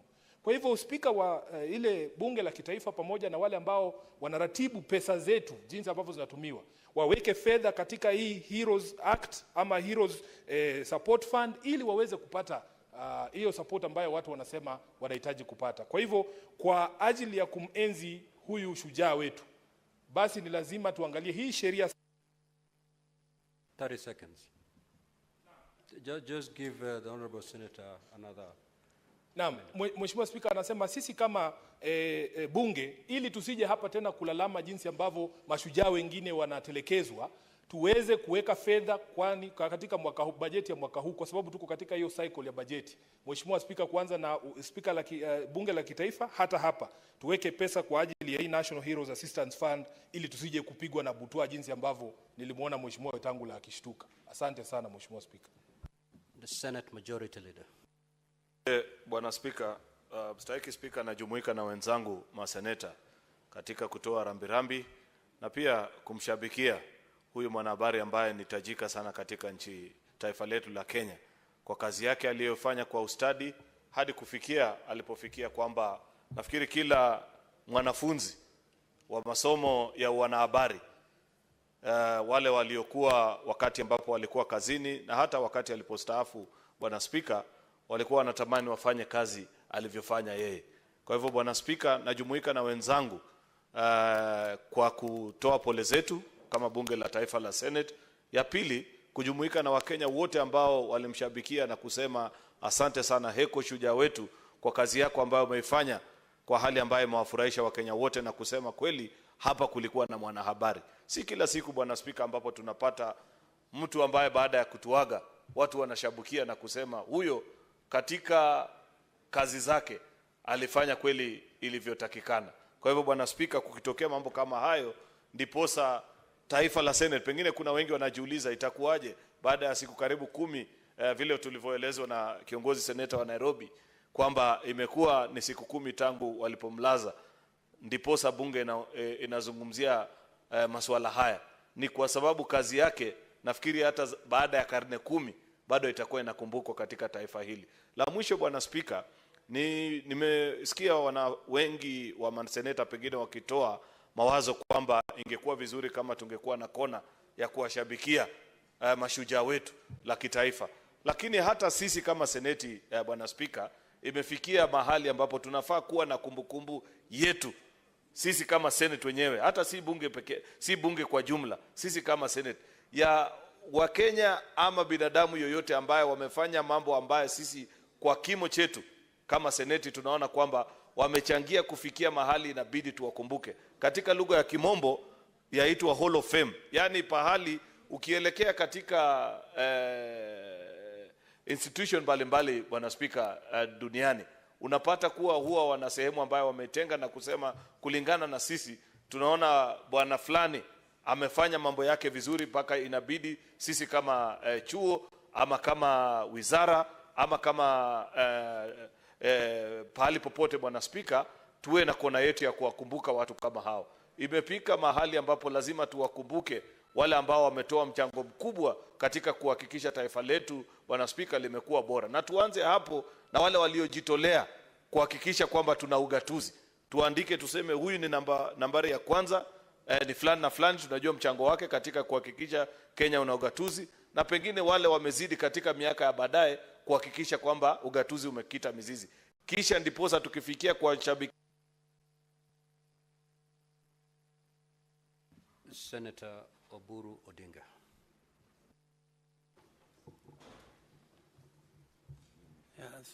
Thank you, Mr. Speaker.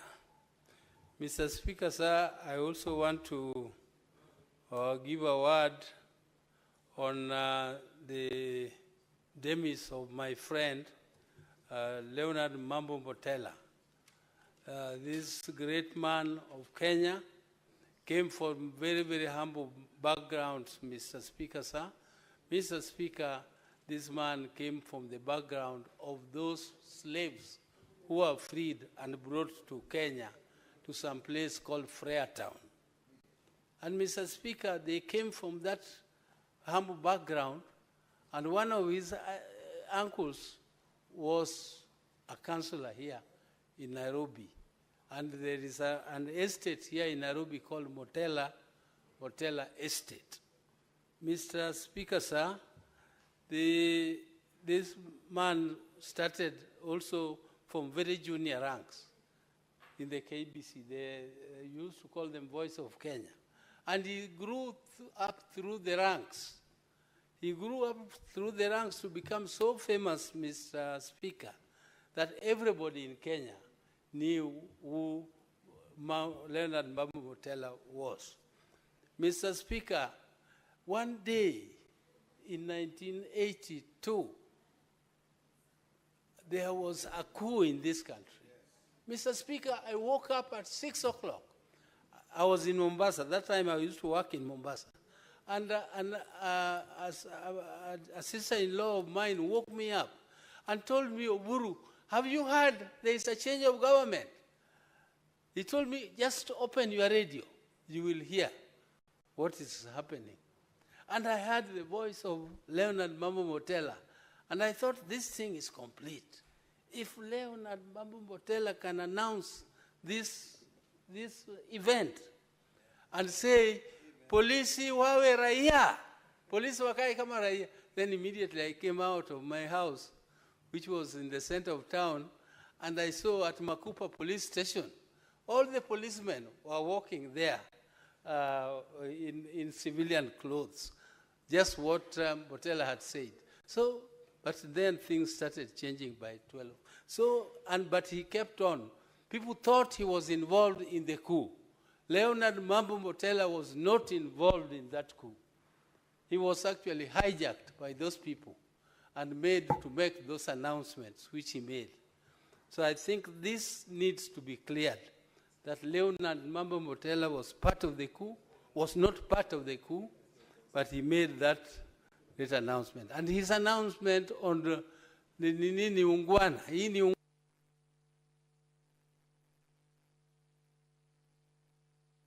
Senator Veronica.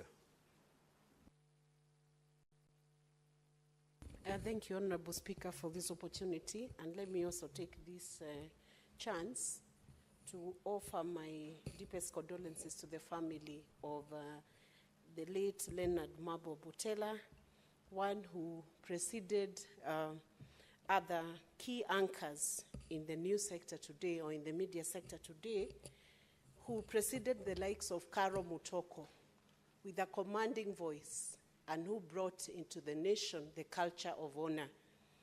When we were growing up, Honorable Speaker, that is what we saw. His voice was synonymous to radio. We could not tell the difference between Leonard Mambo's voice and the radio itself, because they looked as though they were Siamese twins. Honorable Speaker, he brought such a culture of honor, an honor which I wish was carried along by other anchors who came over our radios and over our media stations. Every time there was a certain culture that went off against the African principles, value system, he was quick to ask the people, Je, hu ni ungwana? He actually did a lot of correction on our morals over the radio, and everybody respected this gentleman. It is sad to imagine that where he's buried today may not have been distinctively marked for him. He may not have received the honor he should have received because he introduced that culture, and he deserved to have an icon of honor even at his departure. We pray for his family that the legacy that he left in this nation, the legacy that he planted in very many of us, will live on, and that they will have a beaming light in that family that will carry on the rich legacy that Leonard Mambo Motella left with us, Honorable Speaker. And I hope one of the young anchors will be able to pick and see the kind of work that was begun by Leonard Mambo Motella, pick it up and help the younger generation to work with that program of J, hu ni ungwana. Thank you very much, Honorable Speaker. The minority leader. The minority leader. Asante mstahiki Spika. Mstahiki Spika, jambo la kwanza nataka kusema ni kuwatakia kila laheri wale wajane walioachwa nyuma, kwa wao na watoto wao na wajukuu wao na vitukuu vyao, kwamba tuna imani ya kwamba Mwenyezi Mungu atalaza imani ya marehemu mahali pema walipolala wema. Bwana Spika, namfahamu Leonard kwa miaka mingi. Alikuwa ni mtu mungwana. Hata hilo jambo la kusema kwamba je, huu ni ungwana, ni kwa sababu yeye mwenyewe alikuwa na tabia zake ambazo alikuwa na tabia tunaweza sema ni za heshima, na kama ni za heshima basi zilikuwa za ungwana. Alikuwa si mtu wa kutaka mambo ya fujo fujo. Alikuwa yeye saa zote ni mtu anajaribu ku-encourage society ama jamii ili iwe inaweza kutenda vyema katika maisha yao. Bwana Spika, kijiji kinachoitwa Freetown kule Kisauni ambako wale wazee wake walikotoka, mzee Mambo mwenyewe, ni kusema ni mahali pa heshima. Japokuwa siku hizi kumekuwa na watu wengi, lakini mahali pa Freetown panajulikana mpaka hivi sasa alipoweza kuzaliwa. Jambo ambalo tunaweza kufanya kukumbuka kwamba kulikuwa na shujaa Leonard Mambo Motella ni kwamba serikali iweze kuangalia kama itakuwa ni barabara moja. Vile tunaona mashujaa wetu wengi hapa wamepewa majina katika hizi barabara za Nairobi. Mr. Speaker, Leonard Mambo ameishi Nairobi wakati wake mwingi sana, na ingekuwa jambo zuri ikiwa hapa Nairobi ndugu yetu Sakaja akiwa kama governor Nairobi kushirikiana na wenzake waweze kutafuta barabara nzuri ambayo inaweza kujulikana watu kila wakati wote, kama vile Harithuku Road ama Jomo Kenyatta Avenue ama barabara yoyote, ili kuona kwamba hata baada ya miaka mingapi itakayokuja ikipita jina la Leonard Mambo Motella liwe litaweza kujulikana. Na ikiwa hatutafanya hivyo, basi itakuwa si ungwana, kwa sababu yeye mwenyewe hapo alipo atauliza, je, ni huu ungwana? Ikiwa mimi niliwatendea haya yote, nikawa nawaeleza njia ya kwenda ni ipi, leo hata hamwezi kunikumbuka katika miaka yangu niliokuwa na nyinyi na nikajaribu kutengeza mazuri. Hayo maswali itabidi tujibu. Na sasa 30 seconds, leader, to conclude. Kukosa kujibu haya maswali, naona suluhu kubwa ni kuona kwamba tumeweza kumkabidhi barabara fulani iitwe jina lake, ili jina lake liweze kuishi kwa muda mrefu katika Wakenya. Asante Bwana Speaker. Senator Esi. Asante sana Bwana Spika kwa kunipa nafasi hii. Ningependa nami kumkumbuka marehemu Mambo Motella na kutuma pole zangu kwenye familia, na kama taifa tunazidi kumkumbuka. Nilikutana na Mambo Motella mwaka uliopita nilipokuwa nikifuatilia mambo ya shujaa huko Kisii Morang'it, na nilipoenda katika afisi zile za National Heroes Council nilimpata pale, na siku hiyo walikuwa wameitenga ili kunipokea.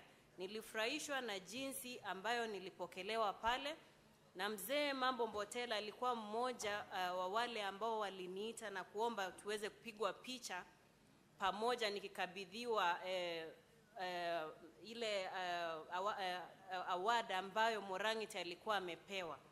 Kwa hayo nitamkumbuka kama kiongozi ambaye anakuwa, na ninajua hivi sasa tuna waandishi kwenye habari ambao wanazungumzia mambo tofauti tofauti.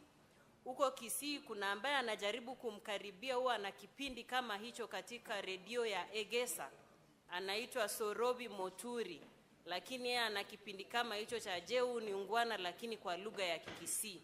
Ningependa kumtambua pia na wengi ambao wanafuata hatua hizi za marehemu Mambo Motella. Mwenyezi Mungu airaze roho yake pema peponi. Asante. Senator Olekina. Mheshimiwa Spika, Ungwana kumlazimisha what do you call a whip? What do you call a whip? Senator Ledama, choose your language and stick to it. Mheshimiwa Spika, je, huu ni ungwana kumlazimisha kiranja walio wachache kuzungumza Kiswahili? Mheshimiwa Spika, leo hii tunaweka kumbukumbu ya milele tukimkumbuka Leonard Mambo Motella, mtangazaji ambaye Kenya hii tutamkumbuka akuwa mmoja wao ambaye alitumia ucheshi ili kuweza kutukosoa katika maadili yetu kama wana Kenya.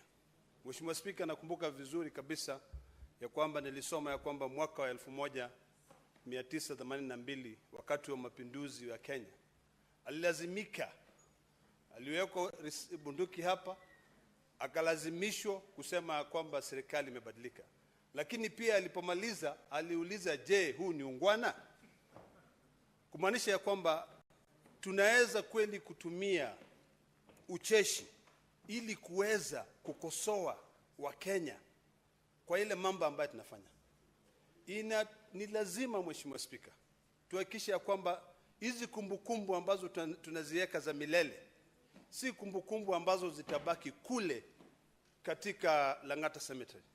Mimi ningeomba kabisa Kenya hii tuweze kuwaenzi na kuwaheshimu watu ambaye wamejitolea ili kujaribu kutuweka vizuri kama wananchi. Lazima hiyo mwili yake iende ichimbuliwe na iweko mahali ambaye Wakenya wote watakumbuka kwa miaka nenda miaka rudi. Mheshimiwa Spika, leo hii nikisimama hapa, mimi nilimuenzi sana mpaka nikaenda nikasomea uandishi wa habari. Nilipokuwa kule Marekani, jambo ya kwanza ni ambaye nilisomea ni uandishi wa Marekani, na hiyo ilikuwa ni kwa sababu nilikuwa na muenzi aliyetuacha ambaye tunaweka kumbukumbu zake sasa, Leonard Mambo Motella. So Mheshimiwa Spika, ningetakia familia yake, majamii wake wote na Wakenya wote heri na fanaka wakiweza kuzungumza na kuweza kuweka hii kumbukumbu ya milele. Asante Mheshimiwa Spika. Asante Senator Olekina. Senator Karen Nyamu.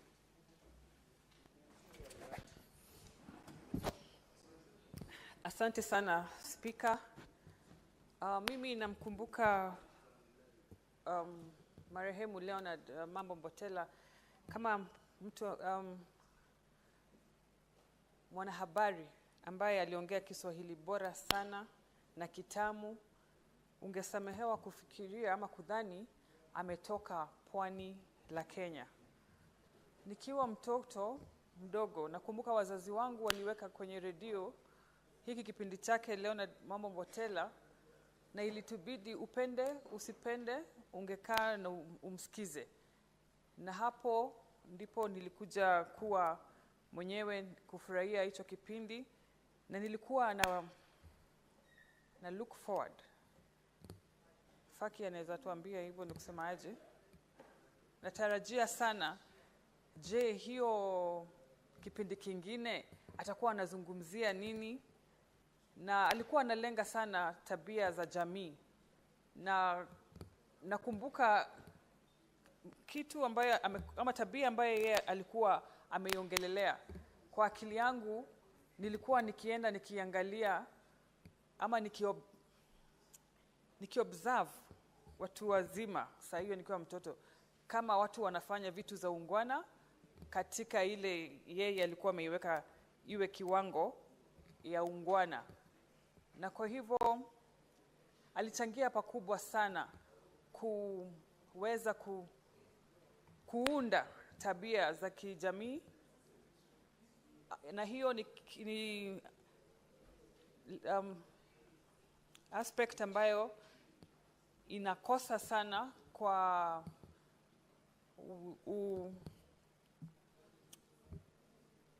journalism, kwa utendakazi wa radio na TV. Tungependa wale ambao wako kwa hii industry waweze kujua wana impact vipi society, na wa impact positive, sio kutumiwa na wanasiasa na watu wengine kwa sababu ya fedha. Asante Mr. Speaker. Senator Hamida. Asante mstahiki Speaker. Na mimi pia nataka kuomboleza, kutoa rambirambi zangu na kuunga mkono ndugu zangu kwa hichi kifo cha mzee wetu, mtaalam wa Kiswahili, mwandishi na mwanahabari Bwana Mambo Motella. Bwana Speaker, siwezi kusahau kuwa juzi ni kama alikuja kukuaga. Alikuja, tukazungumza na tukapiga picha pamoja. Na nakumbuka nikimchezea, nikimwambia na hapa kuna ungwana. Akaniambia hapa kuna ungwana kwa Bwana Speaker, manake amenikaribisha. Na kusema kweli, yani kila nikikumbuka chozi linanitoka kwa kumkumbuka. Kwa hivyo wewe pia Bwana Speaker, nafikiria pia utashukuru kuwa alipata nafasi ya kuja kuzungumza na wewe na kukuaga pia. Bwana Speaker, Bwana Leonard alitutumbiza sana sote tukiwa nyumbani. Tulikuwa tukijikusanya sote, tuasubiri tu hicho kipindi chake cha redio na TV. Na alitufundisha Kiswahili pia, hapo pia tulikuwa tukijaribu kujifunza naye Kiswahili. Bwana Motella ameacha urithi mkubwa Bwana Speaker. Ameacha urithi wa tasnia ya uandishi na wanahabari Bwana Speaker.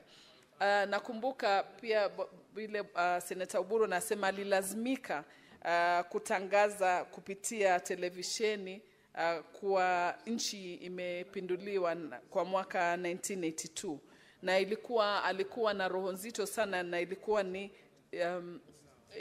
ni kitu kikubwa sana kwake, kwa yeye kuja kushikwa kwa nguvu kuweza kutangaza. Mchango wake Bwana Speaker utakumbukwa sana Bwana Motella. Utakumbukwa kwa njia yoyote ile ya kuendeleza vizazi na vizazi vijavyo kipindi chake, na yeye kuwa alikuwa kwenye tasnia kubwa ya kutuonyesha kuwa wanahabari wake. Mimi tunamwombea Mungu, na nitaomba serikali kuwa iwafadhili familia yake Bwana Motella nafasi yoyote kwenye serikali, na iwasaidie, na pia kuna mjane pia ameachwa hapo. Tunaomba Mwenyezi Mungu ailaze roho yake mahala pema, tutasema peponi penye wema. Asante. Senator Asa Boy.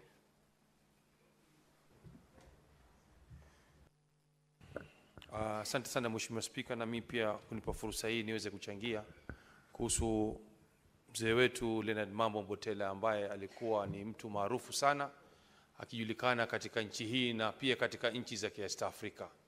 Mheshimiwa Spika, mimi nakumbuka tukiwa wadogo zamani ilikuwa TV KBC, wakati wa KBC ilikuwa kifunguliwa nafikiri kwa saa 11 au 12 hivi. Ikifika saa 3 KBC ishafungwa zamani. Siku hizo sisi tukiwa wadogo. Sasa wakati kabla habari za saa 1, saa nyingine kwa kileto na Mambo Motella akisoma habari. Basi Mheshimiwa Spika, yani ni mzee mmoja ambaye alikuwa akijulikana sana na sifa zake vizuri sana. Mimi naomba hivi, kama yeye watu wanavyojua kwamba yeye marehemu Leonard Mambo Motella ni mtu ambaye alizaliwa sehemu za Freetown, naomba tu hawa Senator wa Mombasa, Senator Mohamed Faki na Governor wa Mombasa na wale wabunge wa Mombasa hasa wa Kisauni, ile shule ambayo inaitwa Freetown wangekaa wakabadilisha jina ikaitwa Leonard Mambo Motella Primary School, kwa sababu yeye mwenyewe kwao ni Freetown. Natarajia Mheshimiwa Spika, naona itakuwa si vibaya sana ile shule ikibadilishwa jina ikiitwa jina Leonard Mambo Motella Primary School Freetown, ambapo lile jina litakuwa litaendelea milele na milele mpaka vizazi vikuu watakaozaliwa watakumbuka kwamba shule ile kulikuwa na shujaa ambaye alikuwa kitangaza katika marudio na alifariki kwa jina la Leonard Mambo Motella. Mheshimiwa Spika, kusema la kweli ni mzee mmoja ambaye alikuwa kijulikana sana. Mimi nakumbuka pia kulikuwa na wengine kina Ali Salim Manga, wale ambao mpaka sasa yuko hai, ambaye ni mtangazaji maarufu sana. Kina Sami Lui ambao walikuwa ni maarufu, wamebobea, wako mpaka leo. Wamestaafu lakini bado wanatambulikana. Kwa hivyo sitaki kusema mengi Mheshimiwa Spika, bali naomba Senator Mombasa, Senator Faki aweze kukazana sana na Governor wa Mombasa Abdul Samad, waweze kubadilisha ile shule pamoja na MCA wa Mombasa, wapitishe kwamba ile shule ambayo iko Freetown ibadilishwe iitwe Leonard Mambo Motella Primary School. Kwa haya machache Mheshimiwa Spika, asante sana. Senator Eddie.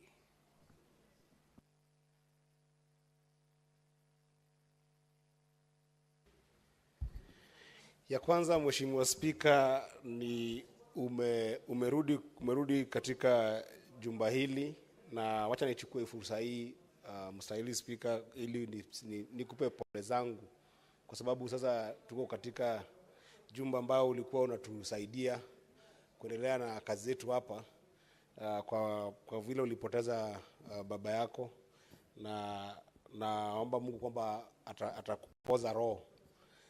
Ya pili, Bwana Spika, na huwa na kama kijana mdogo katika nchi, huwa nashindwa sana kama tutakuwa na wakati sisi kama wa Kenya tutakuwa na maadili mema. Ukiangalia katika katiba yetu sura ya 6 kuna maadili pale ambao tunaashiria ili siku moja wa Kenya wanaweza kuwa na maadili mema. Hii ndio mimi ningependa kukumbuka nayo marehemu Leonard Mambo Motella, kwa sababu ile kipindi ambao Leonard Mambo Motella alikuwa anafanya tukiwashiria, haikuwa kipindi tu, ilikuwa kipindi ambacho ilikuwa inaangazia maadili ya jamii, kwamba licha na kuwa na serikali, licha na kuwa na polisi, inawezekana ili jamii ikuwe na maadili mema.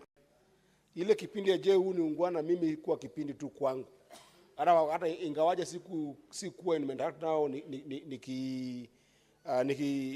nikikuwa ni kipindi ambacho vile nimeangalia katika YouTube na nimeona watu wakiashiria kwa wingi, nimeona kwamba ni kipindi ambacho kilikuwa kinajaribu kuangazia maneno ya maadili mema katika jamii. Na ukiangalia katika nchi yetu, Bwana Spika, leo watu wana maadili kabisa katika jamii. Ukianza kwanza na wanasiasa, tumekuwa watu ambao tuko na changamoto kubwa sana, hasa ukiangalia mambo ya kuwa watu wenye tamaa katika jamii. Kuna mengi sana tunaweza soma kulingana na yale mafunzo ambao Leonard Mambo alikuwa nayo, kwa watu ambao kwa siasa, kwa watu ambao wako kwa siasa, wafanyi biashara, watu ambao ni watu wa pikipiki, Siku hizi Bwana Spika, hata ukienda katika barabara zetu unapata hata watu wa matatu hawana taadhima, watu hawana ile tunaita utu katika barabara, na hizi ndio vitu ambao Leonard Mambo alikuwa anaongelea. Sasa mimi wakati tunamwomboleza huyu ndugu wetu, naombea familia yake mema na naomba kwamba Mungu awafariji, lakini kama taifa ile mali kubwa ambayo ametuachia ni tuashirie yale alikuwa anasema wakati ule katika kipindi chake, na tukue watu ambao wana tamaa sio ya kuwa 30 seconds, you conclude your thoughts. Vile nimesema Bwana Spika, asante sana kwa hiyo. Nasema kwamba kama jamii tusikuwe watu ambao kuna tamaa ya vitu vyetu binafsi kama mali, ilhali tuwe watu ambao wako na tamaa ya kukua na maadili mema ya kujenga jamii ambao kila mtu huenda akakuwa ako na usawa wa kuishi kama binadamu. Asante sana Bwana Spika. Senator Joyce Korir. Asante sana Mheshimiwa Spika. Wacha pia nichukue nafasi hii kutoa risala za rambirambi kwa mwendasake Motella, pia kutoa risala za rambirambi kwa Mheshimiwa wetu Spika kwa kupoteza baba mzazi, na niseme ya kwamba poleni sana, na najua tumepoteza viongozi ambaye wamefanya kazi ya kuifunza jamii na hata kuitunza familia.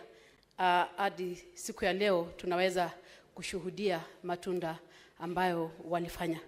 Mheshimiwa Spika, nikichukua nafasi ya kipekee ni kusema ya kwamba Mheshimiwa mwendasake Motella alikuwa na kipindi ambaye aliweza kuwafunza Wakenya mambo mengi ambayo kwa sahu ningependa kusema ya kwamba kuna mambo mengi ambayo yanaendelea ambayo yanastua jamii na hata nchi kwa ujumla kwa tabia na mambo mengi ambayo yanaendelea mtandaoni, Mheshimiwa Spika, ambayo hata saizi ningependa kusema hakuna ama mtu wa kuarudi tabia ambayo watu wengi wanaenda kinyume na matakwa ya kijiji ama ya jamii. Hivyo basi Mheshimiwa Spika, ningependa kusema ya kwamba mwendasake Motella alifanya kazi nzuri pia katika mambo ya michezo. Alichangia sana kwa mambo ya michezo, na ningependa kusema ya kwamba tumempoteza mtu mashuhuri sana. Hivyo basi ningependa kusema pole kwa familia na kwa nchi nzima. Asanteni Mheshimiwa Spika. Now, honorable senators, I'll proceed to put the question.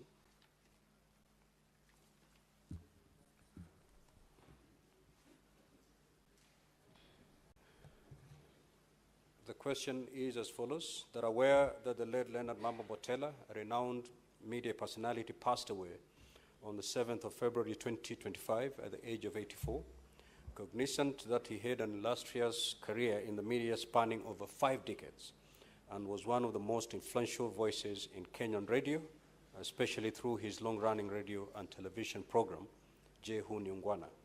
Further, cognizant that his command of the Kiswahili language kept Kenyans informed of many topics, while his exceptional football commentaries on radio brought joy to many people and popularized the sport at a time when live football on television was rare.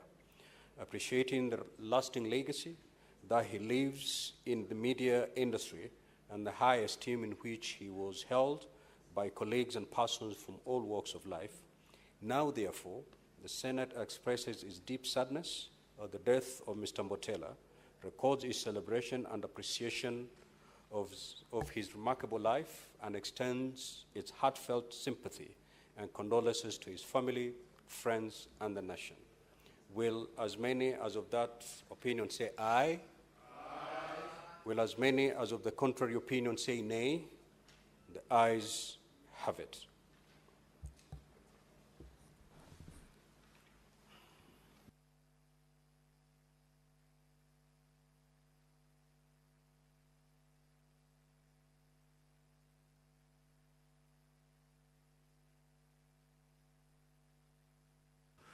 Now, before we move to the next order, I have this communication to make, honorable senators.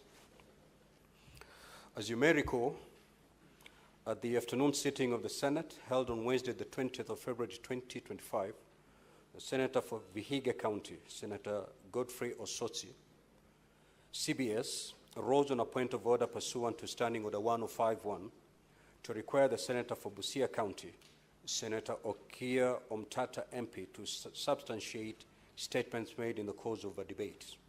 The utterances by Senator Omtata MP were made while the Senator was contributing to the motion on the thanks of the Senate on Kenya's attempt for the position of the chairperson of the African Union Commission. In the point of order, Senator Osotsi MP stated as follows: I think it is important for us to be told more about this janjaweed. My little knowledge about janjaweed is that it is a terrorist group that operates in the Saheli region of Sudan, Chad, and Yemen. Senator Okiya Omtata, whom I respect a lot, and I know he has a lot of information, has said that they have opened an office in Kenya.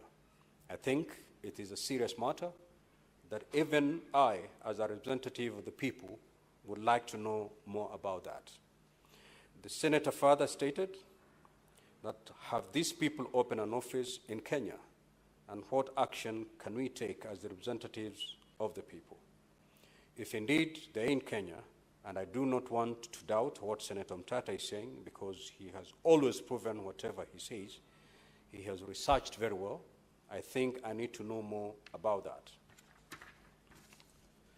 From a reading of the Hansard, the statements that Senator Omtata MP was required to substantiate were as follows, and I'll quote: here we are, that today in Nairobi we have the Janjaweed being allowed to open an office. This is a genocidal organ that tried to eliminate black people. It is now on record, it is the amount of public notoriety that the Janjaweed, which has now been given an office in Nairobi to operate from, has a history of trying to eliminate black people. The executive behaves like it is a law unborn itself. That is why the Janjaweed can be given an office in Nairobi at the whims of an individual and claim that the people of Kenya have welcomed the Janjaweed to come and run its genocidal government from Nairobi. It is extremely sad, end of quote. Now, honorable senators, Standing Order 1051 states as follows: a senator shall be responsible for the accuracy of any facts that the senator alleges to be true and may be required to substantiate any such facts instantly. Further, Standing Order 1052 states as follows: if a senator has sufficient reason to convince the Speaker that the senator is unable to substantiate the allegation instantly, the Speaker shall require that such senator substantiates the allegations not later than the next sitting day, failure to which the senator shall be deemed to be disorderly within the meaning of Standing Order 121, unless the senator withdraws the allegations and gives a suitable apology. Honorable senators, various senators rose to make comments on the point of order raised by Senator Osotsi MP, including Senator Eddie Okech, who further sought the intervention of the Speaker to require Senator Omtata MP to give evidence that indeed the Janjaweed is based in Kenya or otherwise has an office in Nairobi. To Senator Dr. Boni Khalwale, MP, who gave information in support of Senator Omtata's argument that the Janjaweed is a terrorist group that operates in the Sahel region of Africa, and 3, Senator Samson Cherange, MP, who informed the Senate on how the Janjaweed came to be and its metamorphosis to the Rapid Support Forces, RSF. Other senators who made comments to the point of order included Senator John Kinyo, MP, Senator John Methu, MP, Senator Okongo Omgeni, CBS Senior Counsel, MP. Honorable senators, Senator Omtata's response to the point of order by Senator Osotsi, MP, was to refer the Senate to a URL, https://www.cfr.org/global-conflict-tracker/conflict-power-struggle-Sudan, despite being directed severally by the chair to submit the same as evidence for substantiation with the clerks at the table. His argument was that he had provided a URL as evidence for substantiation to the point of order raised by Senator Osotsi MP. Senator Omtata subsequently walked out of the chamber, while comments on the point of order by other senators referred to above were being made. However, although he had exited the chamber, the chair required Senator Omtata to submit evidence to the claim he made regarding the Janjaweed. At the subsequent sitting held on Thursday, the 20th February 2025, the chair, by way of communication from the chair, invited Senator Omtata MP to submit evidence in support of his claim referred to above. Senator Omtata MP maintained his argument that the URL he had uttered was sufficient substantiation pursuant to Standing Order 105. That being the case, I undertook to review the material and give a ruling on the matter, as it was not practical to make a determination then. Honorable Senators, from the foregoing, 2 items stand out for substantiation with respect to the point of order by Senator Godfrey Osotsi MP. 1, who the Janjaweed group is in general, and 2, whether the Janjaweed has a base of operation or an office in Kenya. As you may recall, I have on several occasions issued communication from the chair stating that any document or evidence tabled by a senator in the Senate as evidence for substantiation of any allegations made, Understanding Order 105 must pass a certain threshold. The obligation on the Speaker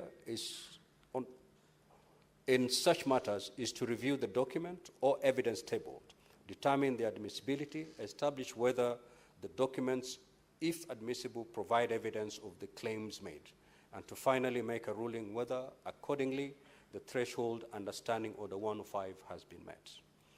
In undertaking the foregoing assessment, the following are the parameters that guide the Speaker. 1, is the evidence tabled from a source from which, by parliamentary practice, is official and admissible? And 2, if the answer to A is in the affirmative, does the evidence relate to and verify the claim that was made and for which substantiation was required? Honorable Senators, you will appreciate that media has evolved over time across different digital platforms in the field of ICT.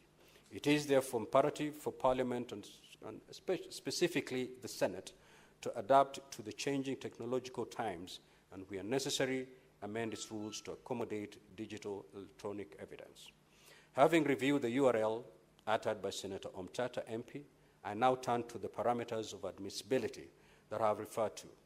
As regards the first parameter, which is whether the evidence tabled or submitted was from a source which, by parliamentary practice, is official and admissible.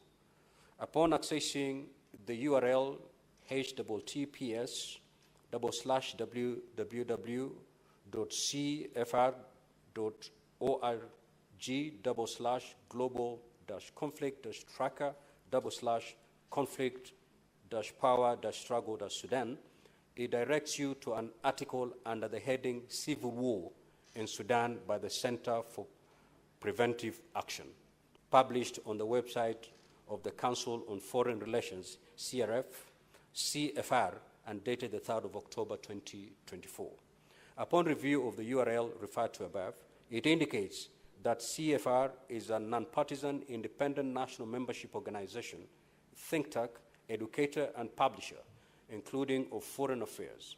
It generates policy-relevant ideas and analysis, convenes experts and policymakers, and promotes informed public discussion, all to have impact on the most consequential issues facing the United States and the world. The website appears to be the official website for CFR. There is no evidence to suggest that the contrary, that this document is accordingly admissible.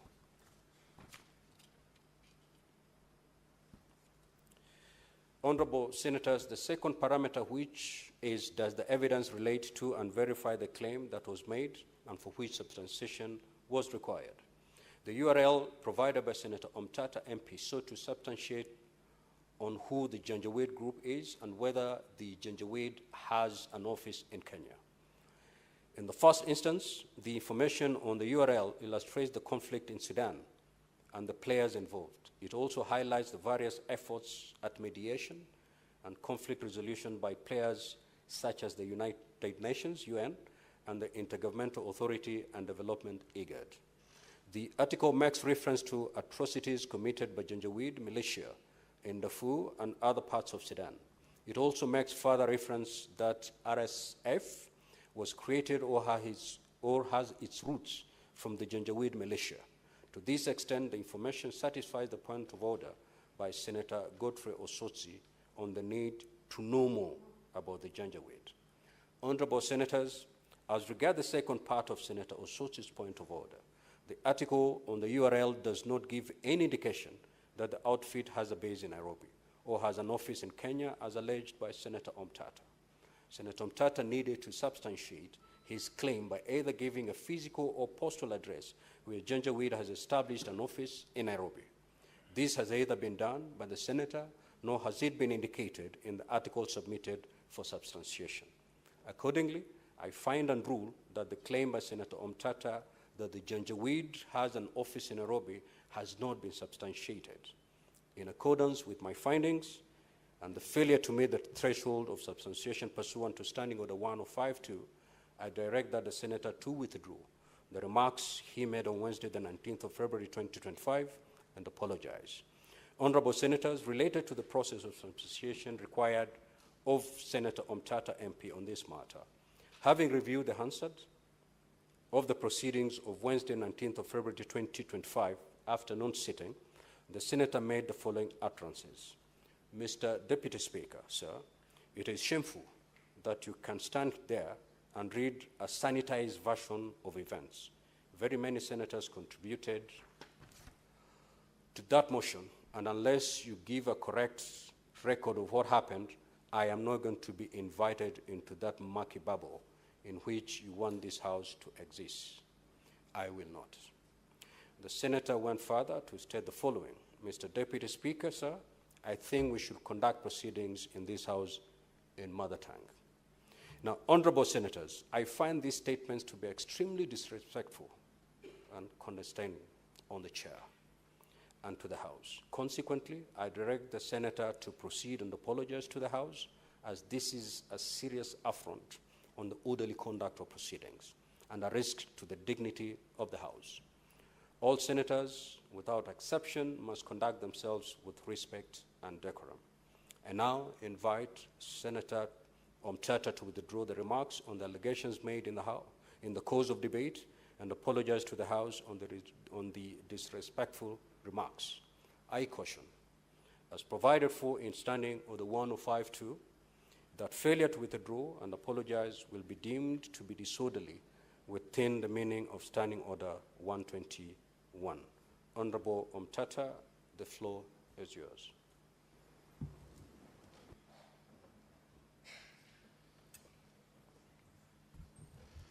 Mr. Speaker, sir, I thank you for the opportunity to address this House. The last time we were in this House, if the record of the Hansard will serve us right, I was told to bring the URLs I was referring to. It was not one. In your review, you have reviewed one URL, which was the second URL I had given. The first one was on Wikipedia, upon which Senator Khalwale commented. I still don't understand why you cannot give a full version of what transpired in this House. I don't understand why. I had a total of 12 URLs. I kept on being interrupted when I was substantiating. I thought when somebody is asked to substantiate, he's called upon to perform a solemn duty, which the House must listen to in silence, and accord the person challenged to substantiate the chance to substantiate. You cannot challenge me to substantiate, gag me and block me from substantiating, and then demand that I apologize for having failed to substantiate. I find that difficult to carry in my conscience. And so, Mr. Speaker, sir, I reiterate my position that the Janjaweed is in Nairobi. The RSF is a matter of public notoriety that the RSF... Senator Omtata, I'm trying to really accommodate you. Approach the chair. You need not. Ruling has been made by the chair. You have one option. Either to withdraw or apologize, or you sit and wait further orders from the chair. Those are the only two options available, where we are now. Well, I'm new, this is my first time in this house. If that's how this house operates, then for the sake of the people I represent in this house, and the need for their representation to be in this house, and not for my own sake, I will say that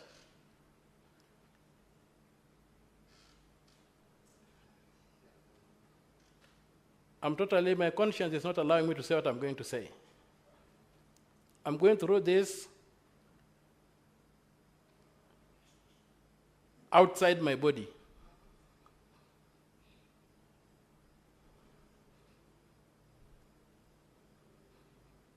I will take responsibility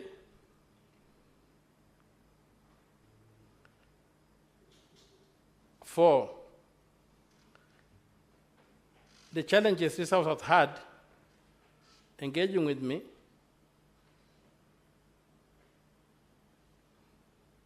and Mr. Speaker, sir, I will say that because I was denied the chance to table the 10 URLs which I was relying on, a copy of which I mailed to the Hansard office when they sent me a draft of what had been said here, I mailed an entire list of the 12 URLs to the Senate office. I gave a copy. Senator Omtata. I will proceed.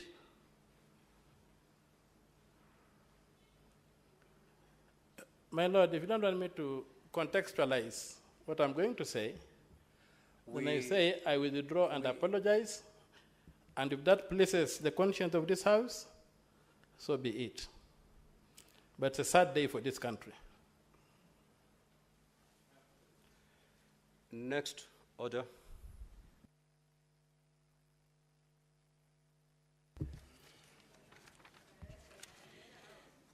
Order number 9, motion.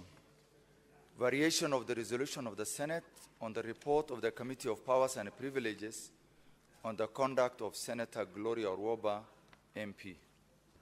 Senate Majority Leader.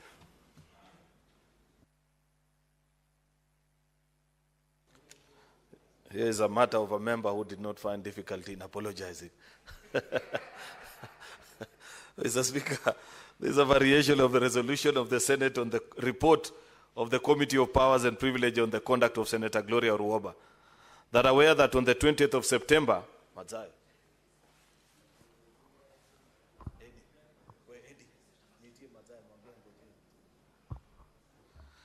that aware that on 20th September 2023, the Senate adopted the report of the Committee on Powers and Privilege and the conduct of Senator Gloria Orwoba and resolved to suspend the Senator from the precincts of Parliament for the remainder of the second session of the 13th Parliament, which period amounted 79 calendar days. Cognizant that Senator Orwoba subsequently sought judicial intervention, obtaining a court order that stayed the implementation of the Senate's resolution until the matter was determined, and that the High Court, in its judgment delivered on the 15th of January 2025, dismissed the petition, thereby reinstating the suspension. Considering that Senator Orwoba has shown a considerable level of remorse and that following the communication by the Speaker on Wednesday, 12 February 2025, on the implementation of the powers on the resolution of the Senate on the report of the Committee of Powers and Privilege on the conduct of Senator Gloria Orwoba MP, the Senator was apologetic for her conduct. Now, therefore, pursuant to Section 17(3)(d) and G of the Parliamentary Powers and Privilege Act, the Senate resolves to vary its resolution made on the 20th September 2023, suspending Senator Orwoba from the Senate and the precincts of Parliament for 79 calendar days, and reduces the suspension period to 30 calendar days, commencing 12 February 2025 to 13th March 2025, after which the Senator shall be allowed back to the Senate and the precincts of Parliament on the terms resolved by the Senate on 20th September 2023.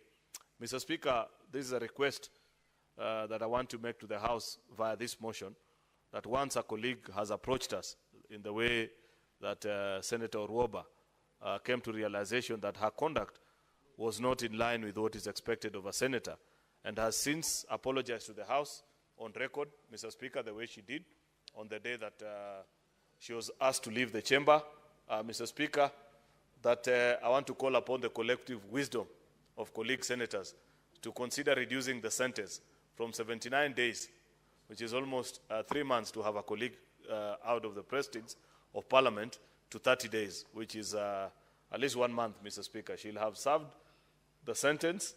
And even then, Mr. Speaker, the final bit of this motion is that when she resumes, she will actually do other things which the motion that suspended are required of her to do after the 79 days. So actually, the only reprieve that this senator is asking, or that I want to request colleague senators to pass in this House, is to reduce from 79 to 30 days, calendar days. It's a humble request to colleague senators that I want to request that we be fair and accord. With those many remarks, Mr. Speaker, I want to request my brother, the Minority Leader, Senator Retired Justice Stewart Motella, to second this motion. I thank you.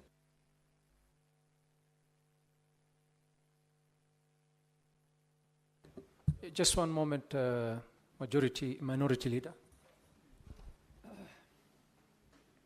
Honorable Senators, I would like to acknowledge the presence in the public gallery this afternoon, visiting teachers and students from Kapkisiara Girls High School in Kericho County.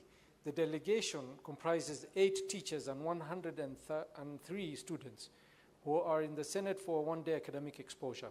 Honorable Senators, in our usual tradition of receiving and welcoming visitors to Parliament, I extend a warm welcome to them, and on behalf of the Senate and on my own behalf, wish them a fruitful visit. Majority Leader, would you take a minute to welcome them, and Senator? Thank you, Mr. Speaker. I want to welcome these students from Kapkisiara Girls Secondary School in Bureti Sub-County, one of the top performing schools from the county, Mr. Speaker, who are here on a visit to the institution. I do hope that they have enjoyed the full value of the time that they have taken. They have seen us debate, and what you have just seen your senator do, Mr. Speaker, is to move a motion, and the seconder is about to take to the floor. Mr. Speaker, after their visit, as is the tradition of this senator of theirs, I will walk behind to greet them and wish them safe travel back home. I thank you, Mr. Speaker. Senator of Bomet, did you want to welcome them as well?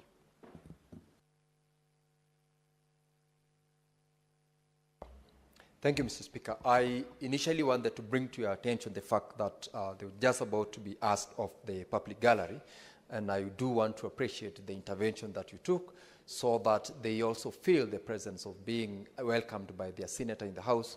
I want to join my neighbor, Senator Aaron Cheruiyot, who is the Majority Leader of the House, in welcoming them to this House as well. I know that you have learned a lot by just even being present here. I equally will join him, being a good neighbor, to welcome you behind the chamber of the Senate. Thank you, Mr. Speaker.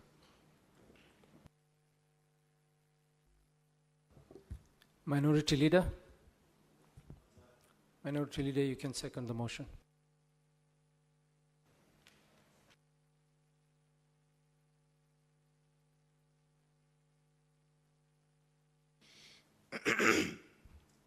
Asante, Mr. Speaker. Mr. Speaker, Kitu cha kwanza ni kwamba yule ambaye alikuwa amefanya makosa na ikaonekana, ikabainika wazi ya kwamba kweli seneta alikuwa amefanya makosa, seneta yule aliweza kuomba msamaha wakati alipatikana kuwa na hiyo hatia. Na kawaida, Bwana Spika, unaona ule ugumu wa mtu akiwa amekosea na akiwa hajui, na akiwa amekosea na akiwa anajua. Bwana Spika, wengi huwa pengine anaweza kukataa kuomba msamaha, ama wengine wakaweza kuomba msamaha. Sasa hivi tayari ndugu yetu Mtata alikuwa hapa na amesema ijapokuwa akijivua yeye nguo yake anaweza kuomba msamaha, lakini kwa vile ambavyo ameona ajigawanye mara mbili, akasema yeye pia amesema pole sana na ameomba msamaha. Senator Mazayo. Na hii Senate ikamsamehe. Senator Mazayo, kwanza Senator Omtata hakusema lolote kuhusu kuvua nguo yake. Kama unaweza kurekebisha hiyo matamshi yako. Kujitenga mwili wake na vile sema hivyo, umesema kuvua nguo. Pole Bwana Spika, pengine ulimi uliteleza. Ndio nikasikia sauti ya Sifuna akicheka sana hapa. Bwana Spika, kila binadamu hufanya makosa. Na kila binadamu huwa anaweza kuomba msamaha ama kukataa kuomba msamaha. Dada yetu Oruoba Gloria aliweza kuomba msamaha. Kwa hiyo mimi sioni jambo gumu la kwamba kutakuwa na mushkil ambao hatuwezi kumsamehe. Mimi nimeona zile siku walizokuwa wamepewa siku 79 za kama kuadhibiwa, na alipoomba msamaha sisi sote tulikuwa na mioyo mikunjufu na tukakubaliana. Na mimi naona ya kwamba kugeuza zile siku na kuzipunguza ili dada yetu aweze kurudi, seneta mwenzetu, naona hakuna shida. Kwa hiyo mimi naunga mkono taarifa hii ya kuweza kugeuza kutoka kwa 79 ifike 30 ili dada yetu aweze kurudi kwa nyumba yetu ya Senate, aendelee kama kawaida yake kusaidia Wakenya katika maisha yao. Asante Bwana Spika. Naunga mkono taarifa hii.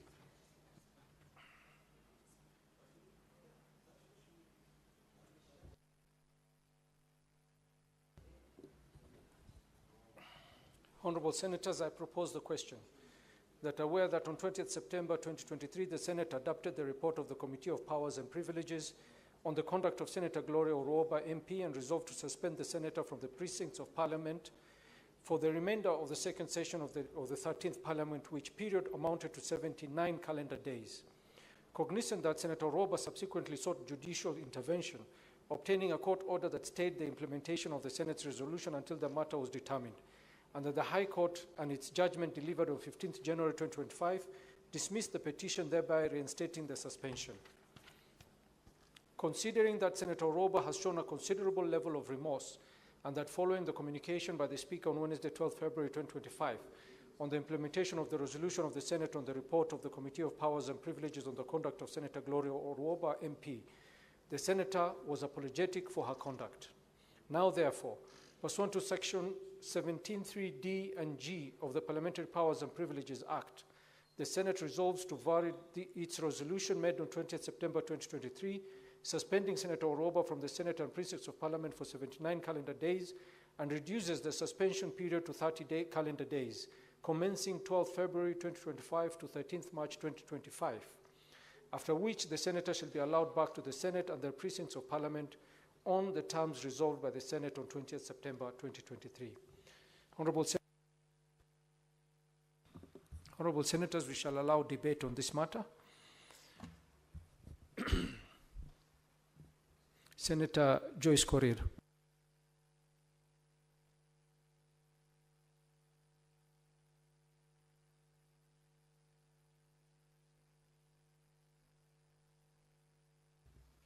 Can you give Joyce Korir the mic? Yeah, asante sana Mheshimiwa Spika.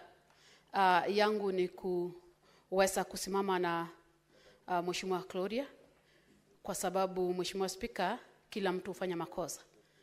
Na katika kielezo imefafanua ya kwamba Mheshimiwa Claudia ameweza kuomba msamaha, na ndiposa ningependa kusema Mheshimiwa Spika, najua kila mtu hufanya makosa. Sisi wote tuatenda makosa na ni mzuri pia kusameheana ili tuweze kutekeleza majukumu ambayo iko miongoni mwetu. So kwa hivyo Mheshimiwa Spika, ningependa kusimama naye na niseme aweze kurudi hiyo tarehe ambaye imeandikwa ya tarehe 12. Asante Mheshimiwa Spika.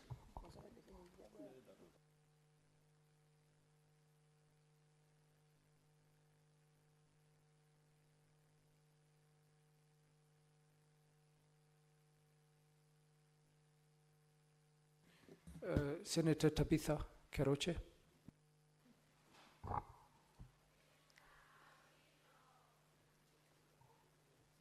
Thank you. Thank you, Mr. Speaker, sir, also for giving me this opportunity. And I also want to rise and support the House and what they've seen to pardon Gloria for the mistakes that she made. But I hope, even as we forgive her, and we didn't want her to come back on that March, March 12, is just to ensure that the persons that were affected by her utterances,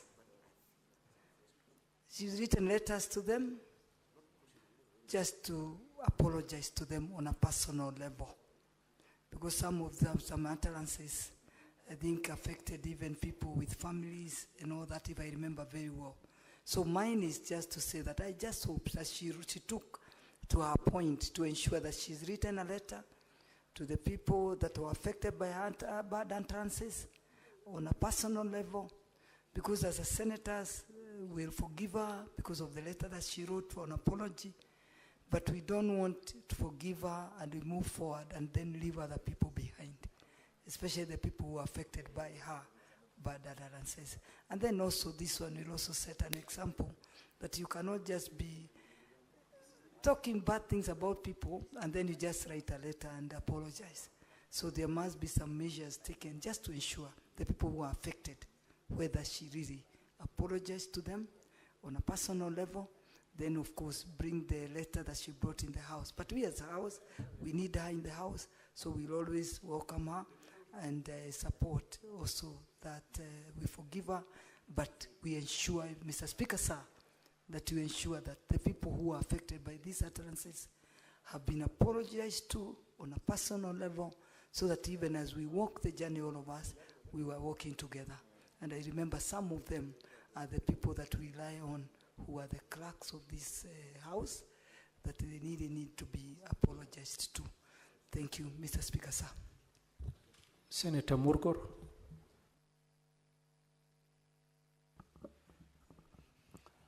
I too thank you, Mr. Speaker, for giving me the opportunity to also join my colleagues by saying that I concur with their views that she should be forgiven, and to miss the House for more than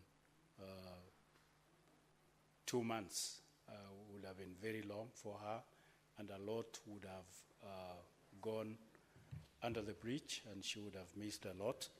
And so the reduction to 30 days is really very appropriate and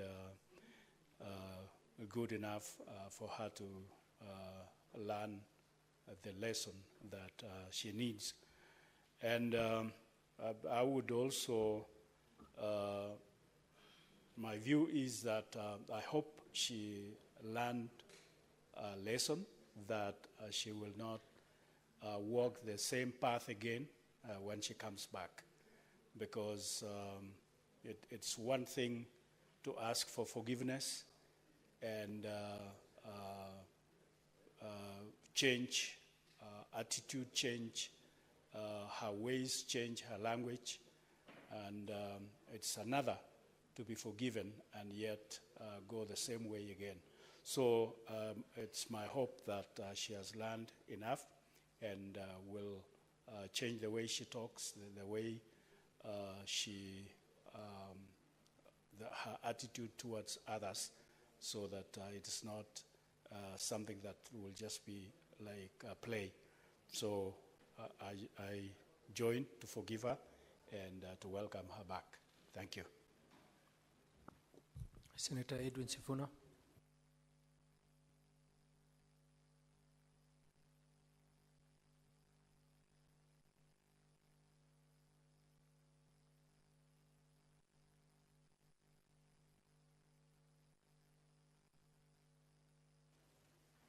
Honorable Speaker, I want to say from the onset that whilst I have no opposition to the proposed course of action, perhaps the majority leader, who unfortunately I did not have opportunity to speak to prior to the introduction of his motion, could address, because we are a house of record, could address legal and constitutional principles behind the decision that the House wants to take.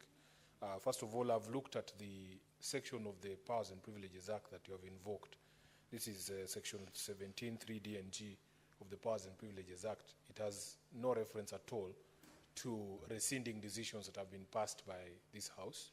And also in the standing orders, perhaps you can also demonstrate to us, maybe when you're replying to the motion, how this sits, because you understand that there are grievous matters such as when a bill says rejected in this House, in terms of the time period within which it can be reintroduced. And also, lastly, Honorable Speaker, perhaps the majority leader in his reply can also speak to whether the subject of the attacks, the victim themselves, have said anything on this matter, so that as a House, we also don't appear as if we are taking one side of the story. And it would be nice to know whether there's any communication from the persons affected by the conduct of a senator, so that when we're making that decision, we make a decision out of appreciation of the full facts. So those are going to be my only comments, Honorable Speaker. We don't need to belabor. I thank you. Very well. Senator Kinyo. John. Asante, Bwana Spika. Kwanza mwanzo nataka kukubaliana na hayo maombi, lakini ni vizuri nikubaliana na Senator Sifuna ya kwamba hata ijapokuwa ndio tunamsamehe Senator Gloria, lakini yule ambaye tayari alikuwa ameadhiriwa na yale matendo, yeye anasema namna gani, Bwana Spika? Kwa sababu ukifanya makosa na umejuta makosa yako, yule ambaye ulimkosea pengine unapaswa kumuomba msamaha na yeye mwenyewe akubali ule msamaha, kwa sababu ndio sisi kama Seneti tunaweza tukakubaliana, lakini yule ambaye alikuwa ameadhiriwa bado ako na ule uchungu. Bwana Spika, pengine ni vizuri hata yule ambaye alikuwa ameadhiriwa, huyu seneta ambaye ni Gloria amuombe msamaha, kwa sababu kitabu kitakatifu cha Mungu kinasema kile ambacho huku duniani kimesamehewa hata mbinguni kimesamehewa. Kwa hivyo mimi nakubaliana na wenzangu, lakini kwa sababu Bwana Spika, yule ambaye ni 100% ni Mwenyezi Mungu peke yake, ni vizuri hata sisi tusamehe, kwa sababu leo ni mimi, kesho ni wewe. Kwa hivyo ni mtindo mzuri kwa watu kusameheana, kwa sababu tukiwa katika dunia hii naweza nikakugwarusa, kesho unigwaruse, na ule uzoefu wa kusameheana utakuwa ni mfano mzuri sana kwa katika nchi yetu ya Kenya. Na vile vile kwa sababu leo tumekuwa tukijadili huu mswada wa Leonard Motella, itakuwa ni ungwana kwetu sisi kuwasamehe wenzetu. Nashukuru Bwana Spika.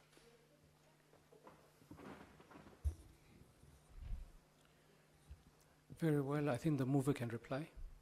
Oh, sorry. Senator Sige. Thank you once again, Mr. Speaker. As I rise to also make a comment on the motion by the leader of majority, Mr. Speaker, it is not lost in us that the Honorable Senator Gloria did indeed exercise her right to seek for judicial intervention, and a finding was made by the court. As to her choice not to pursue an appeal against that decision which went against her, could be a revelation on her part as to the importance of seeking to apologize before the House, because that decision she was seeking to challenge was occasioned by the decision of this House. And as much as the House had made a decision to punish her for a period of 79 days, in the presence of an apology on her part to the members, I believe including the victim of the actions that led to the punishment by the House, is sufficient in the circumstances, particularly where the mover of the motion has not completely proposed that the punishment be rescinded, as it has only been reduced from 79 days to 30 days. From where I sit, Mr. Speaker, having a colleague who has, without hesitation, sought to be forgiven by the members, all who could have been or could not have been affected by the decision that was made, should be considered, and the period of punishment be reduced as proposed by the leader of majority. And so, as we consider this, I am very sure that the majority leader will also be able to speak to a few of the issues that members have raised here in the context of a decision having been made, and also the position of the victim of the utterances that led to the subject that we are debating this afternoon. Otherwise, Mr. Speaker, I thank you for granting me the opportunity. Senator Eddie Okech.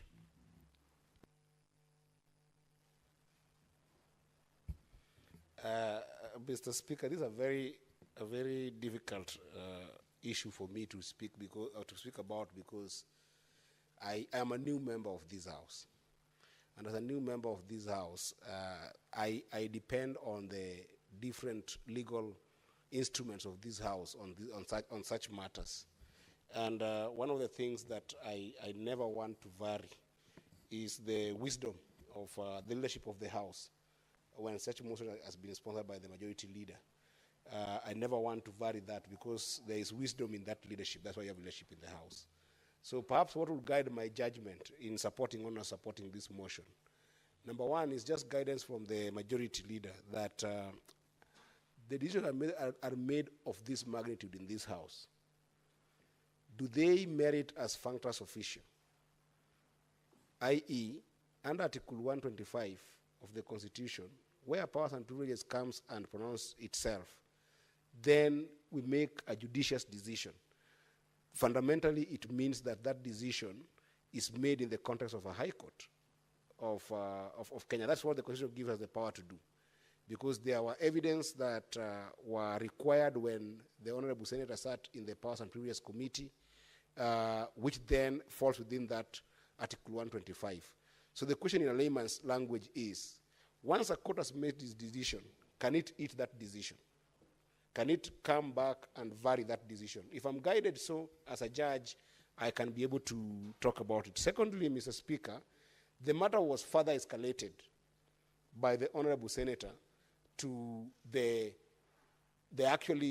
real courts. You know, we are a quasi-judicial house, but the matter was escalated to the courts, and the courts had a pronouncement on this matter. And I know that on the side of minority side, the leader of minority is a former judge.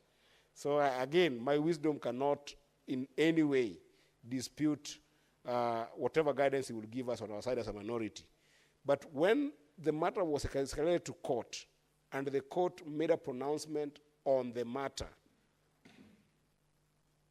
can we vary the pronouncement of that court and say that regardless of the fact that the court pronounced itself that the senator must serve the entire term, is it still our decision, or is it still the decision of the court?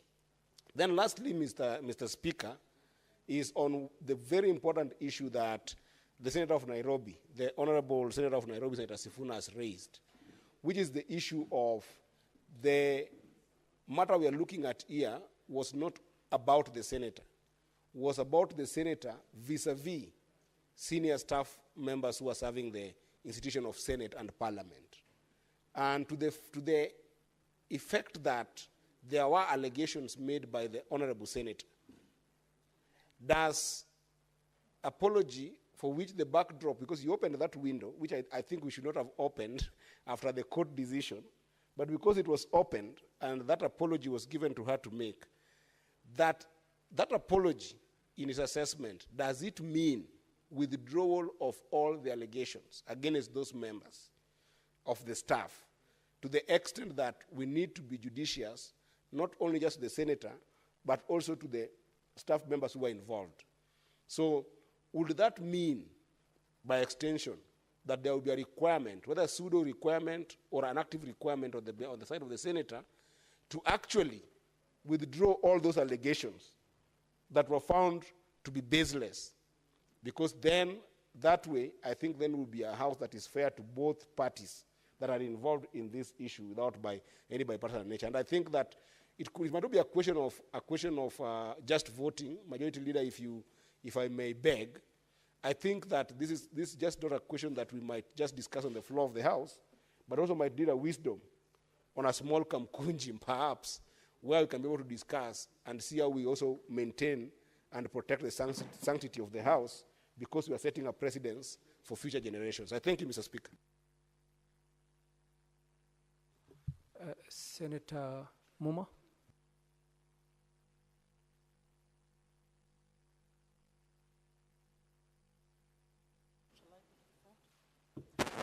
Thank you, Honorable Speaker, for giving me an opportunity to contribute to this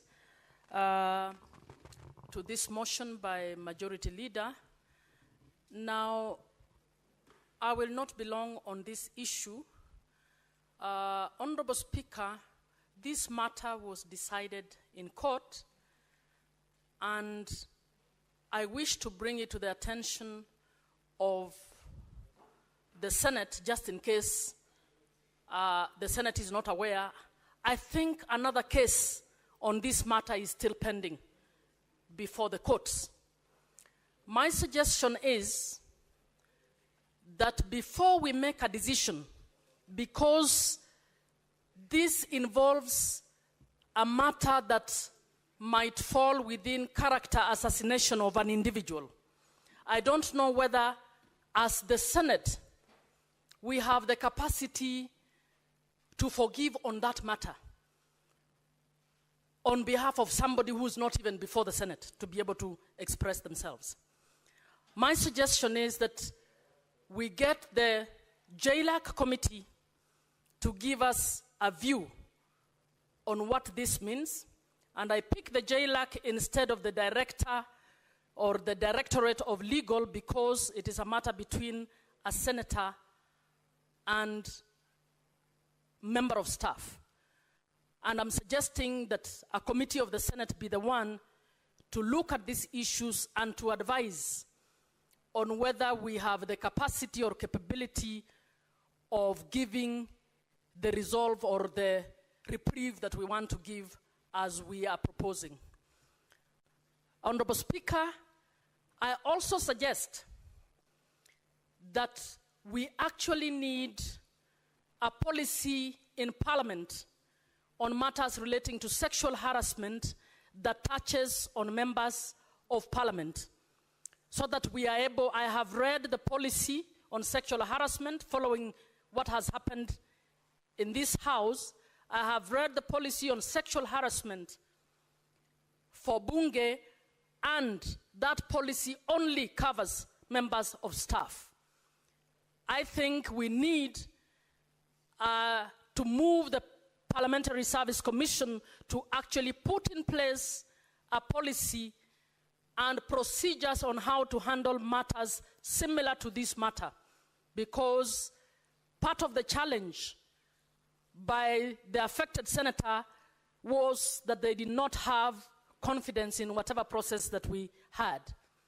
But having gone to court, they elected, or they were not able to persuade the court in the manner of this procedure.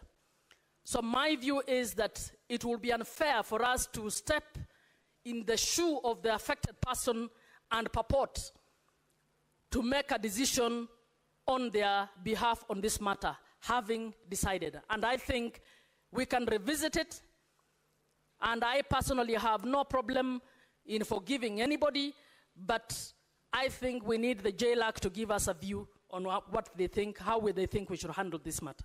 Thank you.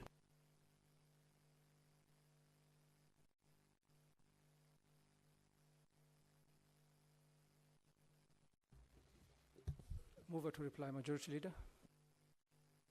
Thank you. Thank you, Mr. Speaker. I want to thank colleagues who have taken time to speak to this particular matter.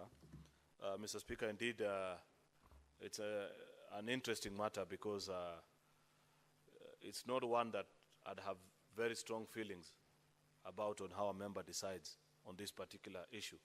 Because at the end of the day, I believe an apology that has been rendered and the punishment that this House rendered on the offenses that were committed by Senator Gloria Orwoba are personal. Therefore, if a member feels that indeed that particular member has owned up to their mistakes and has requested the House that they be given a lighter punishment, not that they are not punished completely, but be granted a lighter punishment. It is on that basis, Mr. Speaker, that I moved the House to reduce the sentence and the Senate to vary its resolution.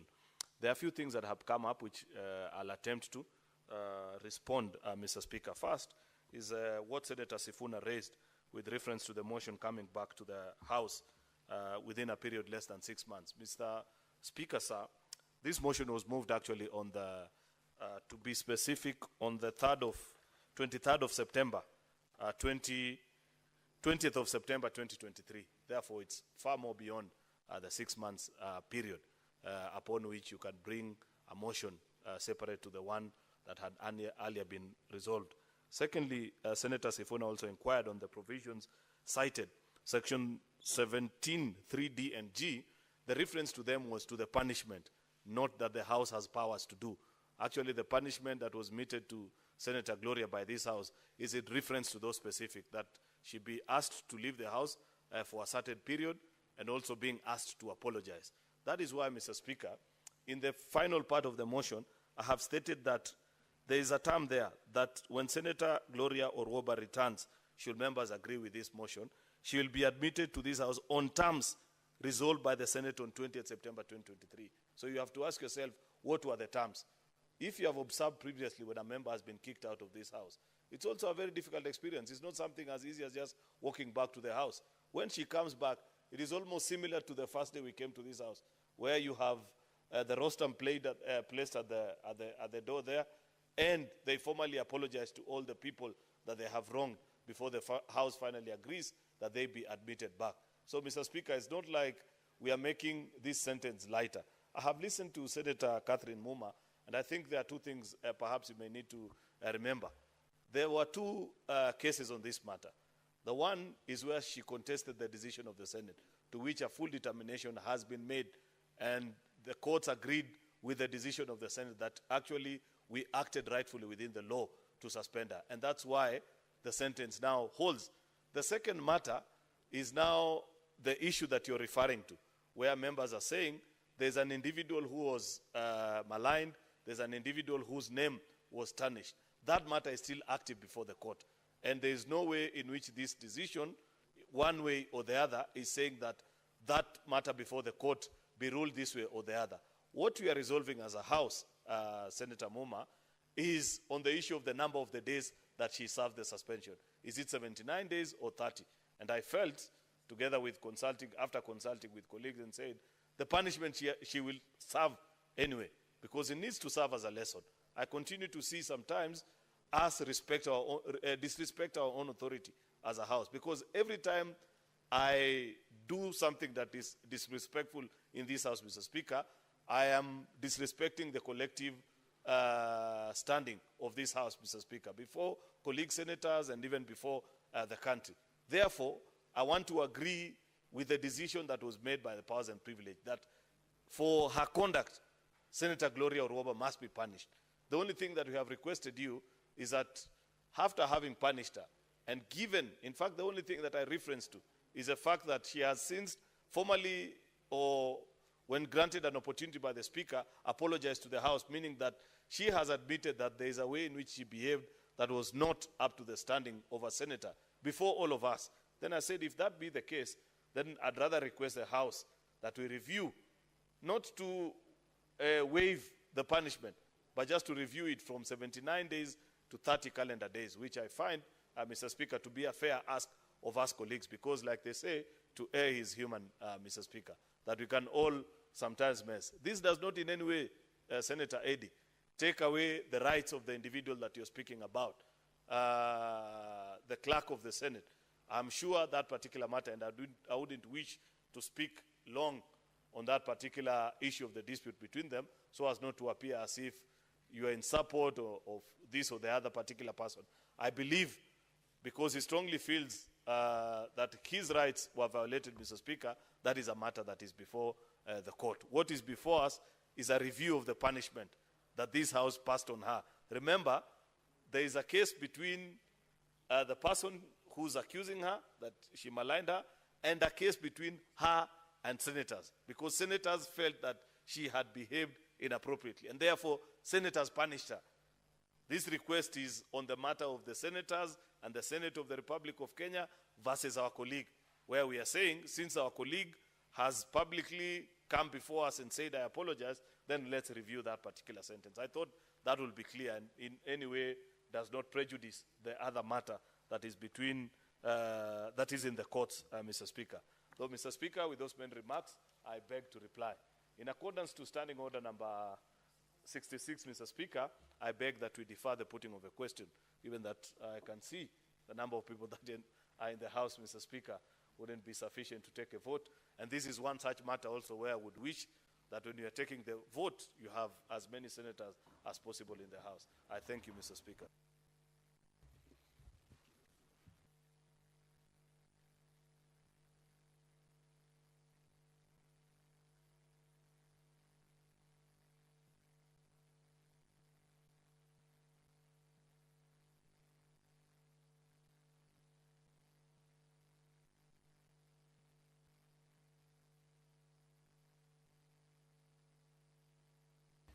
Very well, Senators, Honorable Senators, we are going to defer putting of the question till tomorrow or when we have quorum, and we will go to the next order.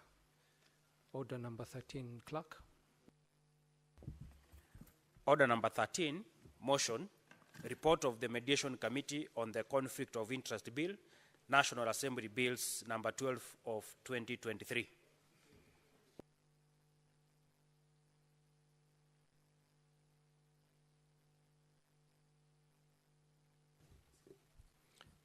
Vice Chair of the committee, Senator Sigei.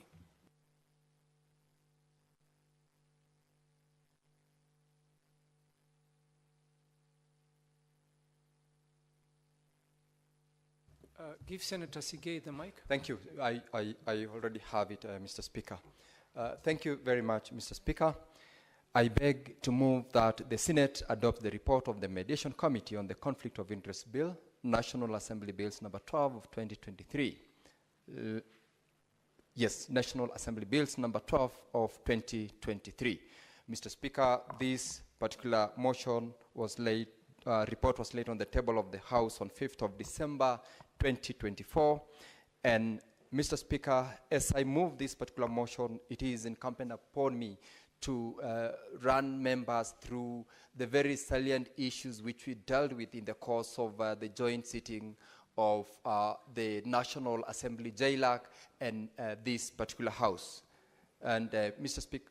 Senator Sigei, sorry, could you please move the motion properly as indicated on the order paper, and then you can explain. Thank you, Mr. Speaker. I will go through it again. I beg to move that the Senate adopts the report of the Mediation Committee on the Conflict of Interest Bill, National Assembly Bills number 12 of 2023, laid on the table of the Senate on Thursday, 5th of December 2024, and further that, pursuant to Article 113, Sub-Article 2 of the Constitution and Standing Order 167.3 of the Senate, approves the mediated version of the bill.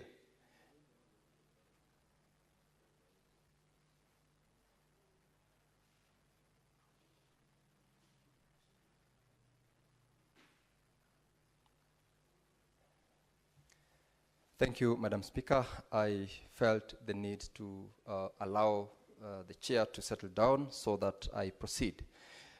Madam Speaker, this particular bill was passed by the National Assembly on the 30th of November in the year 2023.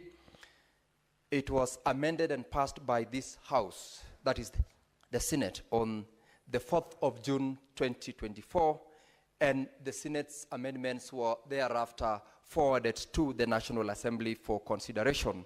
It is thereupon, Madam Speaker, that on the 24th of July 2024, the National Assembly rejected the proposals for amendments which were made by this House in the course of its consideration of the bill. And pursuant to this particular rejection, Madam Speaker, a mediation committee was established. And this committee, for purposes of record for this House, comprised the following members: Senator Okongo Omogeni, Senator Mohamed Faki, Senator Manzo, Senator Crystal Asige, Senator Gloria Orwoba, Senator Mungatana, Senator Joe Nyutu, and Senator Chute. This committee was co-chaired by yours truly, myself, together with the chairperson of Justice and Legal Affairs Committee of the National Assembly, the Honorable Murugara. Madam Speaker, we had 7 sittings, where in those 7 sittings we went through the various contentious issues and clauses on this particular bill. And I will just, for the highlight, just pick a few of them. One of which, Madam Speaker, is the fact that this particular bill is such an administration of the conflict of interest aspect, which in line with Article 79 of the Constitution was to reinstate the administration to the Ethics and Anti-Corruption Commission as the primary enforcement authority or body. Madam Speaker, the earlier proposal and the amendments that were made by this House had expanded the primary authority not to domicile from EACC, that is the Ethics and Anti-Corruption Commission, but other bodies, which, following consideration by the Joint Committee, the committee came to conclude that it is incumbent upon the Ethics and Anti-Corruption Commission to be the primary authority or the primary organ to administer the act. And that was mutually agreed upon by the 2 houses, that is membership from the National Assembly and the membership from this particular House. Secondly, Madam Speaker, another very important provision which was agreed upon was with regards to at what point do we make reference to a public officer being of a possibility to have personal gain where conflict of interest can be apparent in a situation. And in this particular case, members indeed agreed that as long as you were holding a public office, there is a very high likelihood that you will have personal gain on an aspect that a conflict of interest can be seen to be apparent, and therefore in instances where, for example, an issue is before the House being debated in 1 or 2 of the proceedings of the House, as a member you must, or you are required by law, and in this case this particular law, you are required to disclose that fact so that you make a choice, or the presidium at that time makes a choice as to whether you should be allowed to participate in such proceedings or not. And it is not only going to affect the committee of the whole, even in committee sittings of the various standing committees of both the National Assembly and the Senate, where a member has disclosed that conflict of interest could exist, then it's upon the chairperson who is presiding over and that particular member to make a choice whether such a member will continue sitting in the committee or not. And that particular provision, Madam Speaker, was uniformly agreed because of the desire to guard and protect the public officers and state officers from being exposed to participate in proceedings where they will be seen to have either influenced or one way or in one way or the other involved themselves to make sure that a position that would be either prejudicial to the public or in benefit to them is involved if they are allowed to participate. That is one crucial provision that members agreed. Thirdly, Madam Speaker, is also a provision which was a bit contentious on prohibition by law of dual employment of public officers. In this particular aspect, it had been declined by the Senate, but the National Assembly had pushed that we need not have a public officer have dual employment. But the position the committee took was this is a provision that is already existing in other laws. And therefore, just for the sake of this conflict of interest bill, including it is basically what members called redundancy in enactment of laws. And members agreed unanimously to reject the inclusion of that provision because of the fact that it is already a provision that exists in Public Officers Ethics Act, which is an existing law, and it was superfluous to include that particular provision in the conflict of interest law, and the committee jointly agreed that that provision be deleted.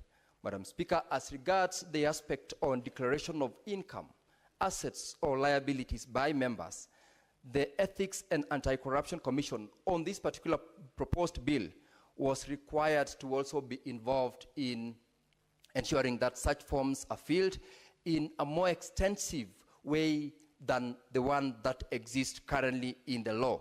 And the committee, Madam Speaker, was cognizant of the fact that the Public Officers Ethics Act indeed has got a provision requiring any public officer to make annual declaration of their assets, liabilities, and also income. And there is an existing schedule that requires how members are supposed to fill in and disclose those particular requirements on an annual basis. And therefore, where there is such an existing provision, it would not be necessary to still reintroduce it in this law. And similarly, it was agreed by the membership that it will be unnecessary to amend the schedule which serves that particular purpose in the existing law, and therefore members unanimously agreed that particular provision was to be excluded in the final draft. Another very interesting provision, Madam Speaker, that was considered in the course of this particular engagement by the Joint Committee was the requirement of a public officer who is a subject of investigation to be asked to step out of office for the entirety of the period of investigations. We are all aware that in this country, wherever there is any investigation that goes on, it is not known for how long will it take for such a process to be concluded. This particular law seeks to introduce a limitation on the time of suspension from an infinite period to a period of 90 days.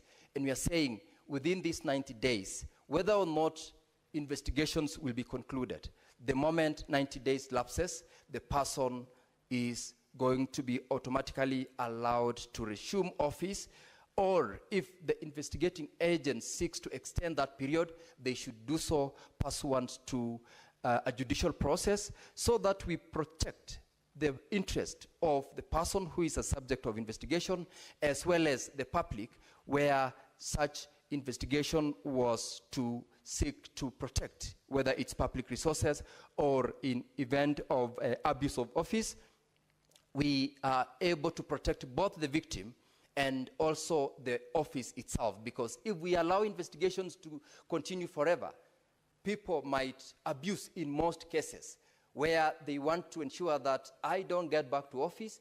They delay the investigations, for instance, for a period until when my contract in office ends, or for whatever period of time they deem appropriate in the interest of those who are doing the investigations. We therefore then as a committee, Madam Speaker, agreed that if you are a subject of investigation, the timeline within which the investigation should be done is 90 days, failure to which then the agencies must seek an extension through the normal process, whether it's judicial or otherwise. They must formally do so, so that we know we also enable and facilitate such investigative agencies to be efficient in what they are doing, because by being efficient, they are able to conclude investigations. If it's a matter of protecting public resources, that can be done within a reasonable time. So, Madam Speaker, I want to conclude by saying that the entirety of the bill and the concerns which were contentious raised by the Senate and National Assembly were dealt with by this joint committee in the 7 sittings that were convened, and a final draft which has been tabled before this House. And I ask the members of this House to support this particular motion so that the bill can finally be approved and enacted by the National Assembly, having put into consideration the concerns as were raised by those who participated in the stakeholder engagement, the public participation, the National Assembly having also done their bit in public participation prior to them coming up with the bill, and this particular House having considered also contributions from a number of stakeholders, including the Ethics and Anti-Corruption Commission, which is going to be the primary entity that will administer this particular act, among other players who also brought in their concerns, which were considered by the Justice and Legal Affairs Committee, and ultimately the draft that now went brought back and is the subject of this particular motion. Madam Speaker, the motion, therefore, that is before this House today is one that has put into consideration matters beyond the committee, matters beyond the House, and I urge the honorable members to support. And, Madam Speaker, I would like to request the Honorable Senator Eddie Okech to second this motion. I thank you. Senator Okech.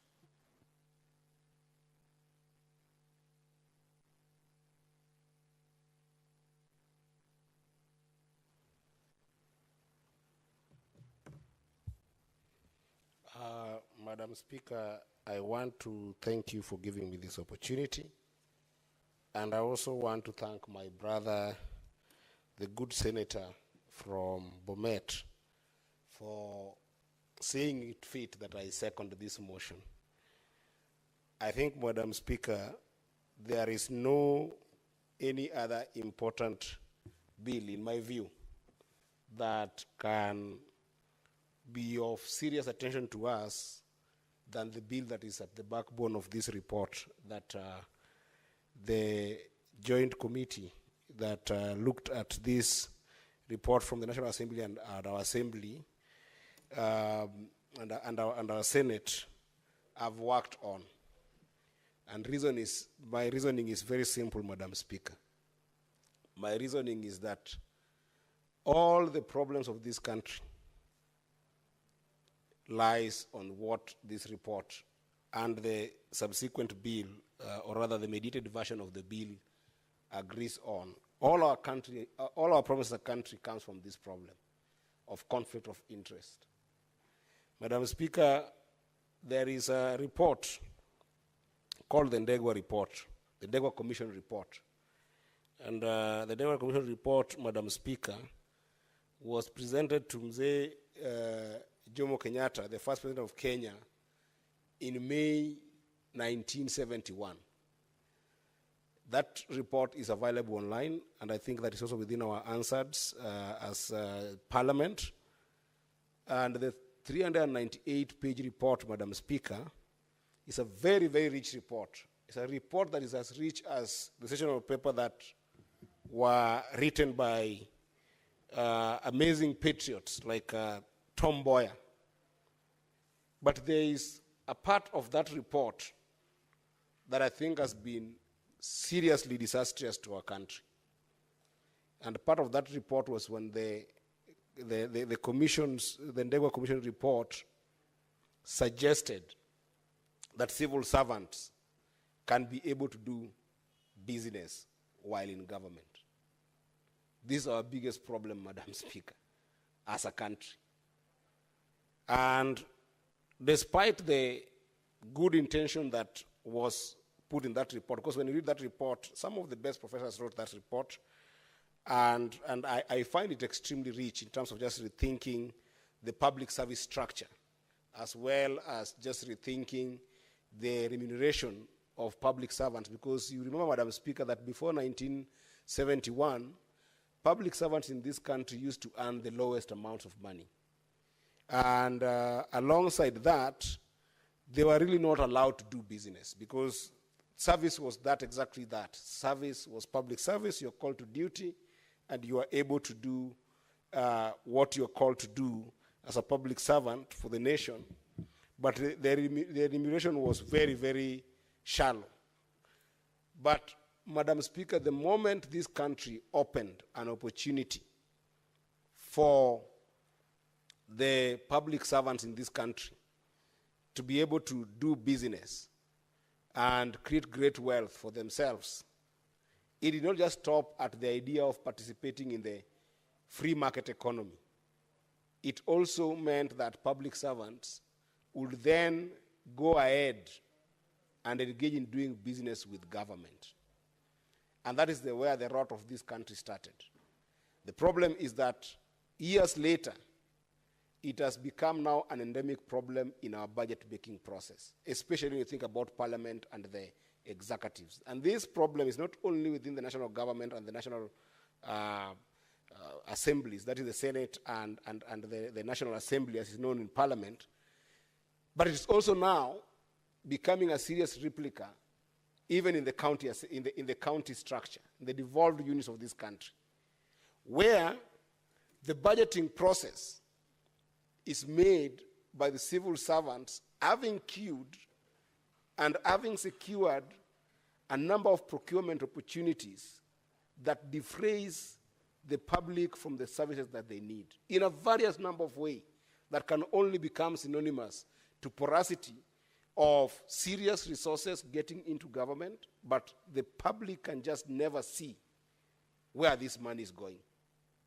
Madam Speaker, it is easy today for Gen Zs and the younger generation to fight the symptoms of why our country is hemorrhaging in terms of serious taxations, but without service.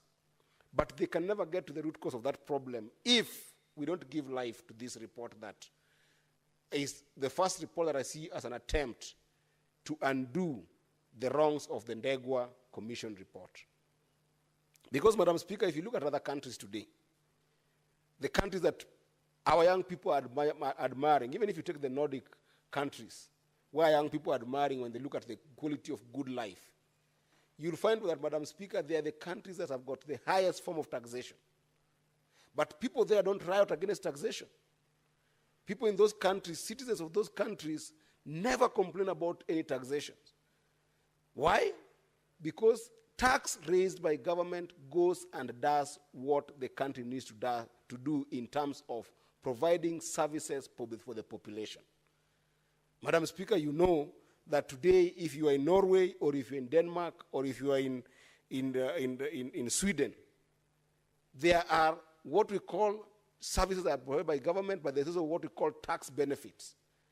That even women in those countries today can go to work knowing very well that the government will even invest in the aftercare for their children when they are at work.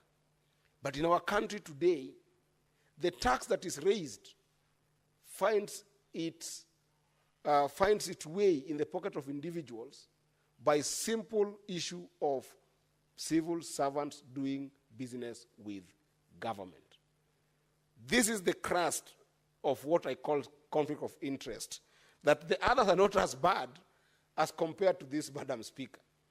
Because today you come to Parliament and individuals have perfected the art of scavenging for what will be put in the budget tomorrow, on which road is going to belong to who, and which pseudo company am I going to put, including some proxies, that are then going to be able to supply or do a certain work for government, for which, because they are sitting at the seats of accountability, they cannot hold themselves to account.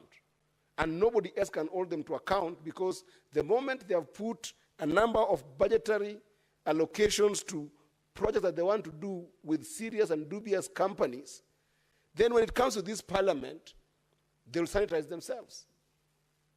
And therefore, almost 70% of our taxes never go to do any job. Inflation in the procurement processes in this country, Madam Speaker, is an endemic problem that is becoming difficult to address. Because we have put in the DNA and the psyche of Kenyans that you actually you don't need to be an entrepreneur in this country. You don't need to think about enterprising economy. Because the simplest way to get to wealth, the simplest way to amass wealth, whether primitively or in a pseudo manner that you are hiding is simply to join government. Whether you join government as a legislature, whether you join government as a body in the judiciary, whether you join government in the executive, you are rest assured that you will be wealthier than any entrepreneur who has spent 20 years doing business in this country. This is a menace that young people in this country, serious patrons in this country, must rise to look at the eye of what the bill and the mediated version of this bill is proposing, so that we can be able to deal with this menace once and for all. And it's not going to be easy. Madam Speaker, since 1970 to date, when Duncan Ndegwa and the Central Bank sat together to rethink the public service structure of this country and endorse this kind of a commission report, and the resultant behavior of public servants being able to actually harvest from the public coffers to date is not an easy thing to fight. Even as we support this report and further go to agree as a House with our partners in the National Assembly to be able to actually make this bill come to life, Madam Speaker, we have got a serious war to wage against enterprising within government. It's a big problem. It's a big problem that if we don't give this particular bill, once it becomes law, we give it some truth, it will never be easy to run government. And Madam Speaker, it ends up going as well with the idea of abuse of office, Madam Speaker. People only abuse office because they have got power to be able to procure the services of whichever laws that are supposed to be able to enforce the laws in this country, or entities that are able to enforce laws in this country. There's an ongoing debate right now, Madam Speaker, on what is going on in the judiciary.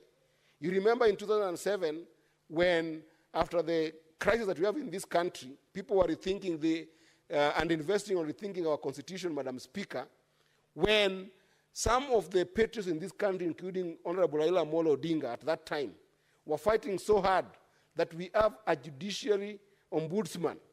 So that as we think about independent commissions that we have had in this country, Madam Speaker, those independent commissions like judiciary, we can be able to have ombudsman.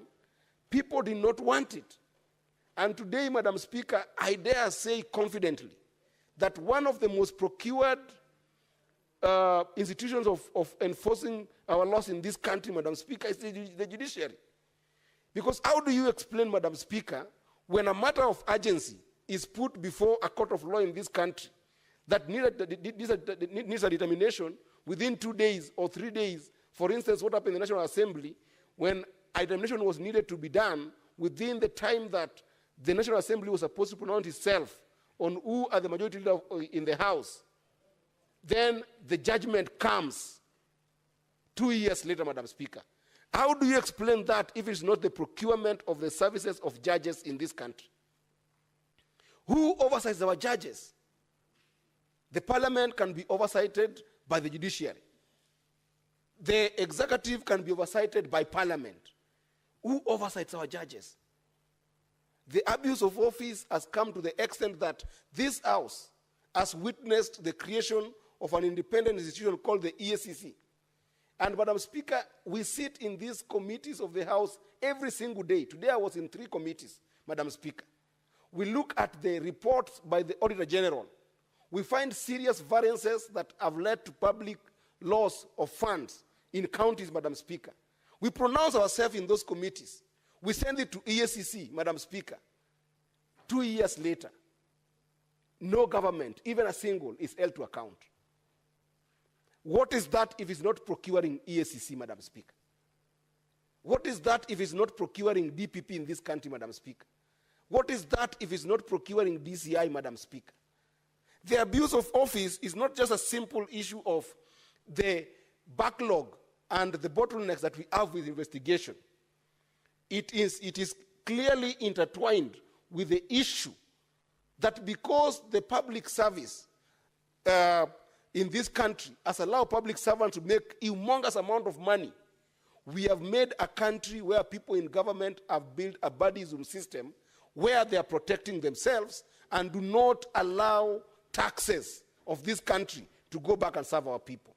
So, Madam Speaker, I believe very strongly, as a young person in this country who has sat in this house time without number, listening to my elders and ranking members in this house speak about the challenges of providing water in this country, about the challenges of providing gas in this country, about the challenges of providing medicine in this country, that I know when I sit in the Finance and Budget Committee, Madam Speaker, that it's totally possible not to borrow money and provide these services to our people because we have got capacity to raise taxes. But the hemorrhage of those taxes and the lifestyle that our people see, the politicians live, the judges live, the people in the executive live, merely 1 or 2 months after getting into office, Madam Speaker, is a pandemic in this country that we must confront through this bill, Madam Speaker. So I've never been happier about a committee that has sat together in a joint session, the committee that sat and mediated this version of this bill. And I want to thank my brothers and sisters from the Senate and my brothers and sisters from the National Assembly for the version they have come up with, because they have done something unknowingly. They have done something unknowingly of dealing with the Ndegwa Commission that brought us this menace in our country. And I hope that we can fast track this particular bill to come to this house. We agree on that mediated version and give it life and go further to make sure that we're going to champion its implementation outside the precinct of Parliament. Because we are leaders who have been elected by the confidence of people in this country. We have been given the mandate. We have been given trust. Even today, Madam Speaker, I dare say that I know that the president today is facing a lot of scathing attacks on the issue of taxation and scathing attacks on the issues of high cost of living, scathing attacks on why he has entered deeper into the pockets of individuals who are getting salaries in this country. But I can say that that is not the issue.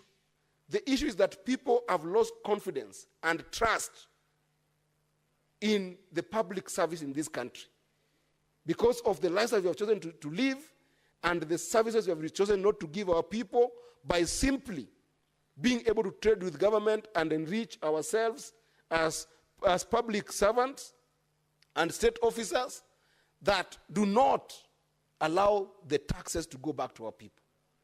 It is possible, Madam Speaker, that we can have high taxation as well as higher services to our people. It's possible in our generation. It is possible to restore the confidence of our people in governance in this country. And the journey of that confidence of our people on the president, on us legislators, on the judges in this country, starts with making sure that the conflict of interest bill is given life. It's not simply passed by mere action of Parliament, but is given life and make sure that the idea of enterprising in government, that people are scared of confronting, that members of Parliament are scared of facing, can be able to come to an end in this country. Because if you go to a place like Britain today, Madam Speaker, if you are a public servant who has become a public servant, give the private sector the opportunity to serve the government as the first market in an economy. Let the private sector thrive in making a stronger market economy that can truly give jobs to people, that are jobs that will not only be quality in scale, but also vast and diverse in scale. Because, Madam Speaker, the idea that public service has become a place where even people come with the concept of ghost workers is now becoming a menace in our country. Why is that possible? It is only possible because of conflict of interest. Because people in government have become very comfortable with the idea that if I'm in a place of power, I can create jobs that don't exist and therefore pay money where there is no value for that money and be okay that I'm protecting my own. If I'm a Kikuyu, I'm protecting a Kikuyu. If I'm a Kalenjin, I'm protecting a Kalenjin. If I'm a Luo, I'm protecting a Luo because I've got opportunity to employ them for jobs that don't exist. And spending money that is hard-earned by Kenyans where I don't need to spend it. when I could as well easily stop the conflict of interest of employing my own and simply empower and endorse a market economy where the private sector can be able not only to create good jobs, but also go ahead and build an economy that works. Madam Speaker, today I was looking at the BPS that have been brought before me in the House. And Madam Speaker, I can see the inflation has gone down. I can see the inflation is going down. But I cannot relate the inflation with the cost of goods and services in this economy. I am seeing the current account of government is looking very positive, Madam Speaker. But that current account is not as a result of export increase in our economy. It's as a result of import decrease in our economy. Meaning that the economy is not thriving. There is no production that's happening in this economy because nobody sees where the tax is going. Nobody ever sees where the tax is going. It's not empowering businesses. It's not providing services. And Madam Speaker, right now we are at a very big scare where USAID, if you look at ODA in government, the services that are supposed to be done by ministerial agencies that we get grants for. But if you look at off ODAs which are not in government, like where USAID comes in place to be able to give a few grants to do things like providing water in the slums, to provide Medicare for people who cannot be able to get it. Madam Speaker, most of that money end up going to the pocket of individuals in terms of administrative costs. I want you to think about it, Madam Speaker, if you give me a minute. Think about it. With the pronouncement of Donald Trump, the President of the United States, that USA now is not going to give us any money, have we imagined as a country where we are going to go with services that were being lifted by this? Please give him a minute. Yes. What is going to happen, Madam Speaker, is that our government is going to be forced to start thinking about spending again our taxes in offering services in that gap. Madam Speaker, we are sitting on a time bomb. Because when these seepages still go on in government, when this porosity still goes on in government, and that menace of ODAs again comes to the government, we are going to face a crisis in this country that can lead to another uninformed revolution that can make this country ungovernable. So I not only stop at seconding this bill as I'm seconding it, but also urging us to go back and reflect as a people, as leaders in this country, that do we want to go with this unsustainable idea of trading in government? Do you want to go with this unsustainable idea of hemorrhaging government and primitively accumulating wealth from government? I don't think we want, because if we collapse our country based on... Madam Speaker.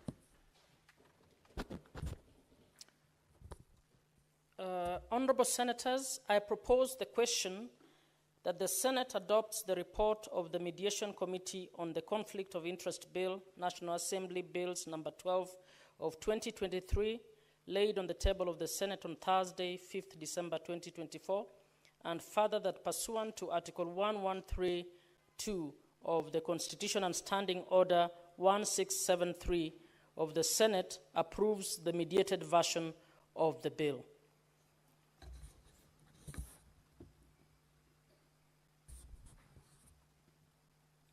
Senator Cherargei, are you there? Thank you, Madam Speaker, for this opportunity. I have read the committee report, but I found it was just a cleanup. Madam Speaker, I am a strong believer in institutions. This country, Madam Speaker, is facing non-implementation of development of institutions. We don't have a shortage, Madam Speaker, of laws that can fight corruption in this country. This report on the conflict of interest is and should be that EACC cannot have capacity to fight white-collar crimes and even transnational crimes. Madam Speaker, you remember in the UK, the famous case of Chicken Gate. The UK could nail down the suspects, but Kenya is yet to, Madam Speaker.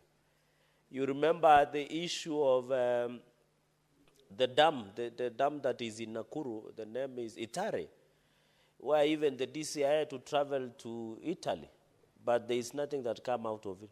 Madam Speaker, as Parliament, what we should be discussing is that are we appropriating enough funds, capacity, human resource, and ability for EACC to prosecute white-collar crimes? That should be the question that we're having today in the evening, Madam Speaker.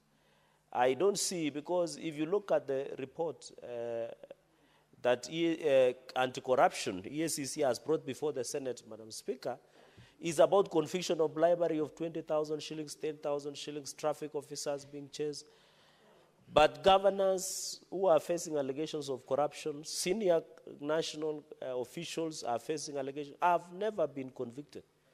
The only case that we saw that has made a headway is the one of Waititu case, Madam Speaker, where more than close to 600 million was being adjudicated upon, Madam Speaker. But people feel that there was no proper and punitive decision by the court. So from the onset, there are many laws that can fight corruption. Because, Madam Speaker, if I take you to Section 42, where conflict of interest has been defined, under the what we call Anti-Corruption and Economic Crimes Act, number 3 of 2023, 203, as revised in 20... Order, Senator Eddy and Senator Montet. Please consult in Lawtons. I think the new chairs, Madam Speaker, you should take from retreat. You know, when you become chair, there is a decorum that is expected of you. Madam Speaker, when you look at number 3 of 2003 Anti-Corruption and Economic Crimes Act as revised in 2015, Section 42 defines what conflict of interest is, Madam Speaker. One of the grounds, when you look at, Madam Speaker, one of the grounds of corruption, and that is a question the committee should tell us. The corruption offenses, Madam Speaker, are 1, bribery, 2, conflict of interest, 3, corruption, fraud, 4, bid rigging, 5th, misappropriation of funds, 6th, embezzlement, 7, abuse of office, 8, dishonesty in taxes, and the last one is election-related offenses, has been defined as corruption, Madam. So does it mean that we will have to do a law on, for example, Bribery Act? I know it is there. Does it mean we'll do about embezzlement or bid rigging? The law is already there, the anti-corruption law. The aspect we should be discussing is about the enforcement of and the fight against corruption. That is when Kenyans will build the issue. The issue of whether public servants are doing business with government is neither here nor there. That's a moving target. Because, Madam Speaker, if you are all of us, if conflict of interest, for example, today was passed as is, all of us who do farming are side hustle, or you are selling animals like Senator Murgur, or anybody else, we will have to stop.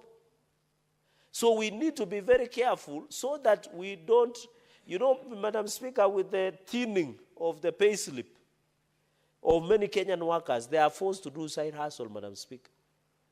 Does it mean it's conflict of interest when you, after the Senate is adjourned and you go and look at your kuku somewhere, your ng'ombe somewhere, Madam Speaker, with your indulgence of use of Kiswahili word, Madam Speaker?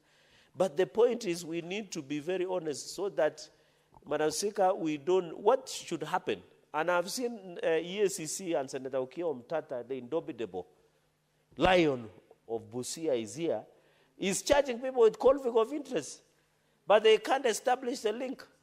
Madam Speaker, in Nandi the other day, when the scandal of payroll emerged, close relatives of Governor Sang were found to be in the payroll of the county payroll. No one up to today has been charged. And Section 42, the EACC cannot argue today that they don't have the law to charge. Section 42 of Anti-Corruption Economic Crimes Act of 2003, as revised in 2016, provides for definition of what is conflict of interest. It is about the enforcement and the fight against corruption, Madam Speaker. It is not about anything else. We need to appropriate more resources. Our judges, I know there is an issue with the Supreme Court at the moment. And there are procedures on how that one can be handled, Madam Speaker. Therefore, I want to appeal that what we are having at the moment, Madam Speaker, is something more serious, because I have seen the committee observe that the bill seeks to consolidate all the conflict of interest in public service. But I expected the committee, joint committee of National Assembly and the Senate, to come up on how we can clean up. They have not given us, in all referrals that they have done, they have said we will do laws relating to conflict of interest in public service, consolidate the laws. Why didn't the committee come up with a proposal of legislative? How long will we take? We know we are midterm of the Senate. Can the committee, the Joint Committee of Mediation, come up with a version of legislative intervention agreeable by the both houses so that we can fast track, Madam Speaker, so that it becomes very easy? Madam Speaker. So the committee should have given us a legislative intervention on how to consolidate the role relating to conflict of interest in public service, so that we know. Madam Speaker, most of the civil servants, I have told you, they have side hustle. Some people are hiring tilling and Narok, they are planting wheat. Does it mean, since you are a principal of school YX, and on weekend when you are off, you are seeing your wheat in Narok, does it mean that's conflict of interest? Because you are earning from different sources. So, Madam Speaker, we need a legislative intervention that will tell us how the conflict of interest is handled in the public service. And assume you are a chief somewhere, Madam Speaker, and your husband is hired as an ACC in Malindi, and you are a chief somewhere in Nyakach, in Kisumu. What does the law say? Of course, you are related by marriage. Or your son applies for a job you are not aware. You are a senator here. Your son applies to a job, the Public Service Commission, they are hired. Can somebody say that's a conflict of interest? So we need to be very clear so that we don't play to the... I've seen people getting excited because this bill, some United Nations, some NGOs, we need to pass this law. Madam Speaker, when you look at principles of law, we should do the law that functions within the society of Kenya. This law is a law that has been brought by the NGOs and people who want to look nice before the Western countries. The other day they stopped USAID. No, so Madam Speaker, we need to be very careful so that we don't import things that can easily abort in our society. You and me know that you can have as many cousins as thousands. Does it mean if your cousin of your cousin of your cousin is hired, for example, in county government and you are the senator? What does it say about conflict of interest? So let us not rush, and I thought this mediation version should have involved both houses, Madam Speaker, so that we don't set ourselves up against our own society, Madam Speaker. Another aspect I wanted to point out, because I have 3 points, is on the issue. I agree in clause number 41 that we need to limit the time of suspension to be 90 days with a leave of court if there is extension. We saw governors, a number of governors, when they were under investigation of corruption cases, they are being suspended because they have executive powers. 90 days is enough. In fact, during my time, Madam Speaker, when I used to be the chair JLAC, we had even proposed that the case of corruption should be heard and dispensed within 24 months. In the last session, we came up with a proposal. In fact, at that time, we had a multi-agency team that was co-chaired by the chairs of JLAC in the National Assembly and the Senate, and the members were AG, NIS, KRA, and we sat in this same chamber, and we agreed that corruption cases must and should be dispensed within 24 months. And I agree with the chair that some people could take advantage. But what do we prevent when the gossip and your political saboteurs want to remove you from office? We must guard against that. These 90 days, I agree with the committee that it is more than sufficient. Let somebody be suspended from the office if it is a governor, but let it make it 90 days. Let them investigate and prosecute. But the committee should have added that the corruption cases must be heard and be dispensed within even 2 years. Because we know the backlog that is there in the courts of law, Madam Speaker. The fight against corruption cannot be won easily. You remember the former president, and I think the current CS has said we lose 2 billion Kenya shillings through corruption. And it is true. The government has tried to streamline payment of government services through e-citizen, Madam Speaker. And we are yet to see that. The benefit of, you can see if we are losing 2 billion per day, it looks like we have domesticated corruption. The fight against corruption, we must be stringent.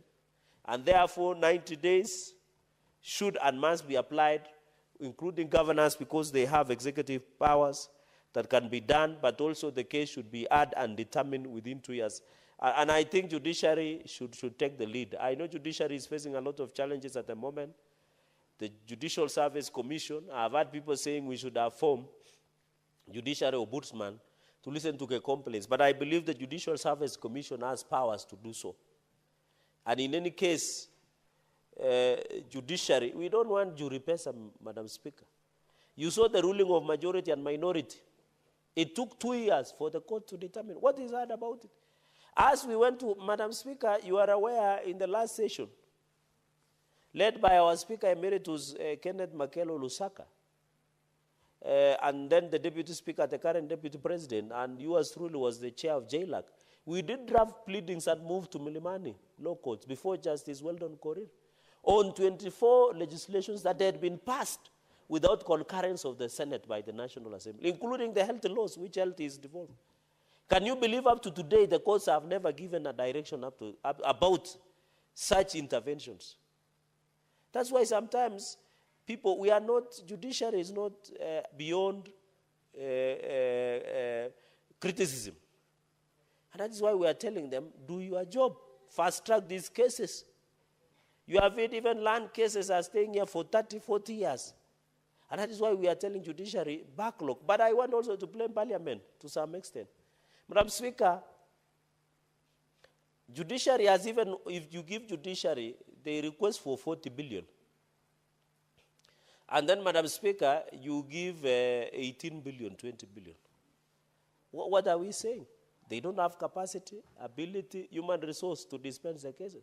So even as we blame judiciary for slowing of judgments, we must also, as a parliament, blame ourselves because we have not allocated enough resources to judiciary to dispense of the cases that we have. Madam Speaker, in clause number 46, that will be my second last point, is on the liability question against the EACC or person. This question has not been answered by the committee. I don't know why. That sometimes the EACC officers or any other entity can act overzealous. I don't know, Madam Speaker, sometimes they are private prosecutions. So I don't know in this case of EACC liability, if they are arresting somebody and they destroy their property, where does it? Because the committee says is an entity mandated by to ensure compliance and enforcement of Chapter 6 of the Constitution, which includes the conflict of interest. The Senate, we had said, we had, of course, prevented them, but where do you stop the liability? Because we have seen in many cases, when the arrests happen, Madam Speaker, is it, we need to know. Because we don't want to see EACC coming to your house, turning upside down everything without proper investigative mechanisms. I know they can get court of law, so that we, and then liability. What happens when, if they arrest you with milk or with tomatoes, and they take to custody, and that tomatoes and milk gets spilled, who should be held accountable and liable?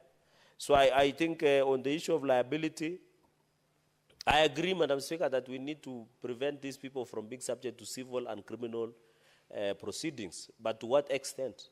I think that is what we need to do. Even the president, there is a level a president can be given exemption from liability to a particular, especially they should have day on discharge of official duties. I think that should have been the essence of moving, Madam Speaker. On the issue of management of conflict of interest, I think on this one, the committee has said, therefore, the repeal of Public Officer Ethics Act is necessary, which I agree. But all said and done, these matters has been captured in Leadership and Integrity Act that should have been, Madam Speaker. Madam Speaker, and I agree that We need to clean up the laws that we fight against corruption. This will be my last remark.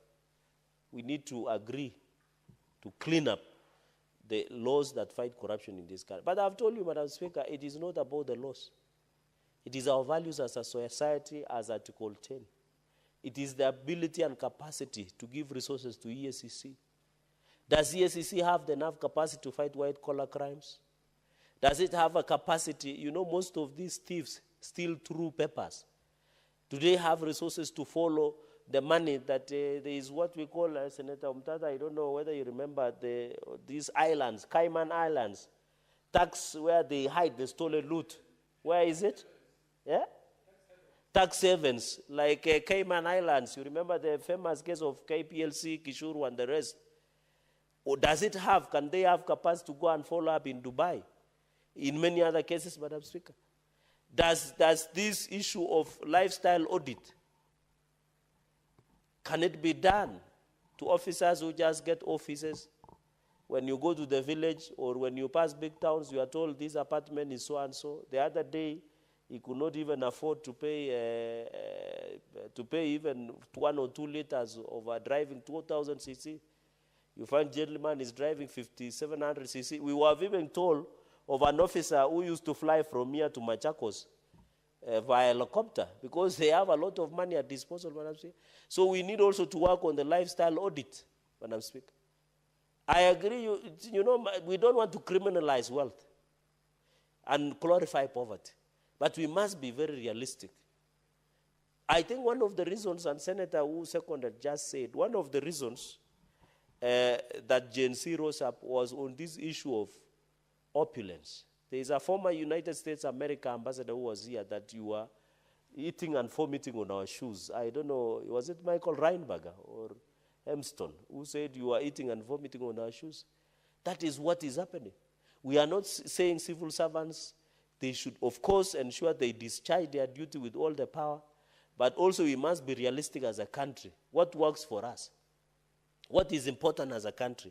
So I've realized this mediation version of the bill was more of a cleanup, the conflict of interest bill, but let us be careful, let us not pass the laws to just make World Bank and other Bretton Woods institutions to be happy at the expense of how we are as Kenyans. There are things that can work and things that cannot work. But this conflict of interest is one that has been defined. Madam Speaker, I want to clarify, conflict of interest under Section 42 of Anti-Corruption Economic Crimes Act is already defined. So the question is, what is it that they want to achieve? And I think if we look at this bill, it will be very, but I am still disappointed. I want to challenge the committee that let us also now push for EACC to prosecute people. If it is in Nandi, if it is in Bomet, West Pokot, Senator Omtata, I can see your governor is constructing many things here in Karen and all over the place. Yet when he was not a governor, he was not doing those things. So I will give you in private such information. So what is happening, Madam Speaker? So people are having wealth that they cannot even explain, unexplained wealth. When somebody, Madam Speaker, with those many remarks, I oppose. Thank you. Senator Omtata. Madam Speaker, thank you very much for the opportunity to address this August House. And it's always a big honor to speak after the bull of Nandi, the indomitable Senator Cherargei. Thank you very much for the contribution you have made. And having looked at the report, we are making a new law called the Conflict of Interest Act, because it's still a bill right now. In the long title, it calls itself a bill for an act of parliament to provide for the management and regulation of conflict of interest and for connected purposes. I wish it had read as a bill to stop theft of public assets. we run the risk of covering the theft of public assets into very, very many poetic and beautiful words. Yes, we are going to have this law. But I don't see its capacity to resolve the question of theft of public assets, which is really the problem at the heart of the issue. It's important, I agree, that the conflict of interest, and as the bill says, be managed and be regulated. And we have got many provisions that say where somebody is conflicted, they pronounce their conflict, and if it is going to blur their judgment, they are supposed to recuse themselves from a particular process. We wait to see how far this bill will go when it becomes law.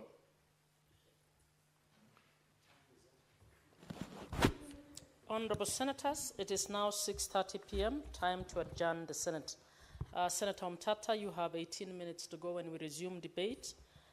For the record, I would like to report that orders number 10, 11, 12 have been deferred. The Senate therefore stands adjourned until tomorrow, Wednesday, 26th February 2025 at 9:30 a.m.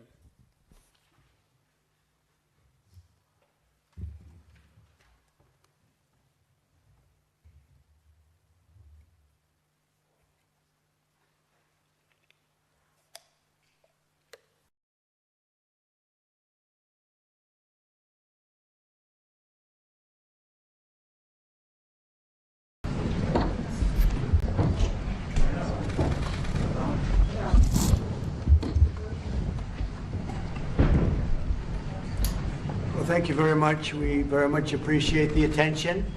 Today's a big day in that we had a G7 and President Macron, who's a very special man in my book. We were together. We did it together. And I think a lot of progress has been made. We've had some very good talks with Russia. We've had some very good talks with others, and we're trying to get the war ended with Russia and Ukraine, and I think we've come a long way in a short period of weeks. And the president's been very helpful also. And we're also talking about trade, various trade deals that we will be doing with France, and we'll be discussing a little bit further. Then we'll have a press conference later on. You can ask some questions. We'll be having a press conference in a little while. We're going to have lunch with the entire French staff, and we look forward to it. And again, the relationship's been very special with France and very special with this gentleman on my right. And we look forward to keeping that going for a long period of time. Thank you very much. Thank you. Thank you, Mr. President. Thank you. Thank you. No, thank you. I want to thank Mr. President for his hospitality. We had a good discussion this morning for the G7 here. Yeah. And for the third year of this war in Ukraine, and I think our common objective clearly is to build peace, and a solid and long-standing peace. And this is what we will discuss, obviously, because I have great respect for the bravery and the resistance of Ukrainian people. And we do share the objective of peace, but we are very aware of the necessity to have guarantees and solid peace in order to stabilize the situation. I'm here as a friend because through centuries, we've been friends, and we are personal friends, as you mentioned it, because we work very well together. And I think the US and France always stand on the same side, the right side, I would say, of history. Mm-hmm. And this is exactly what's at stake today.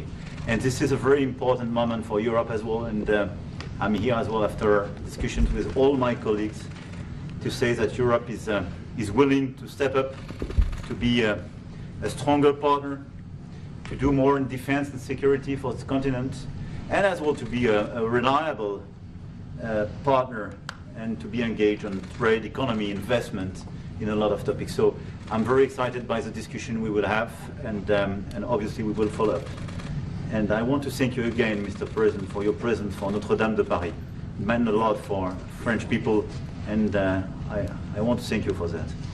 That's the cathedral, and they've done a fantastic job. The president's done a great job in bringing it back. That was a terrible thing, like, what, 5 years ago? Yeah. Watching that burn was a very horrible, horrible sight, and you've done a fantastic job in bringing it back, so I congratulate you. Thank you for being here. Thank you, President. Very much. Anybody want to ask a question or two? Or is that a foolish question? Thank you, Mr. President. Ukrainians on the critical minerals deal. It looks like we're getting very close. The deal's being worked on, and we're, I think, getting very close to getting an agreement where we get our money back over a period of time. But it also gives us something where I think it's very beneficial to their economy, to them as a country. But, you know, we're in for $350 billion. How we got there, I don't know, but that's a lot of money, a lot of money invested, and we had nothing to show for it. And it was the Biden administration's fault. The Europeans are in for about $100 billion, and they do it as in the form of a loan. And the Europeans have been great on this issue. They understood it wasn't fair, and we were able to work something out. But with the Ukrainians, I think I can say that we're very close. Scott's around here someplace, and I think we can say that we're very, hi Scott, I think we're very close. Do you have something to say about that, Scott? We are very close. The Good. 1 yard line. All right, good. Mr. President. What? Would a minerals deal include a security guarantee for Ukraine? Well, it'll be, Europe is going to make sure that nothing happens. I don't think it's going to be much of a problem. I think once we settle, there's going to be no more war in Ukraine, and you're not going to have it's not going to be a very big problem. That's going to be the least of it. Mr. President, we're hearing from some Greek media reporting that the U.S. has agreed to shut down a military base in Greece that's been a logistical hub for NATO. That who shut down? That the U.S. has agreed to shut it down at the request of Turkey and Russia. Is that at all true? Marco, do you have anything to say about it? Sir, that's a no. That's a no. Mr. President. Mr. President. Is it a no? It's a no, sir. It's not a correct story. Thank you. Mr. President, how do you react to people in Europe who say that you are abandoning Ukraine and that you are going to sacrifice the security of Ukraine by making a deal with Vladimir Putin? No, we're helping Ukraine like nobody's ever helped Ukraine before. And I can say this, if I didn't become president, Ukraine would right now still be at a level where there would be no even thinking about a peace. And it was, it's a sad thing that this happened. This would have never happened, this war, if I were president. Zero chance. And it has happened. So my function is to get you out of the war, get them out of the war, let them live. It's a bloody war, it's a horrible war. Thousands of people are being killed a week. And I would say Russia, maybe 700,000 people. I think Ukraine, probably a similar number.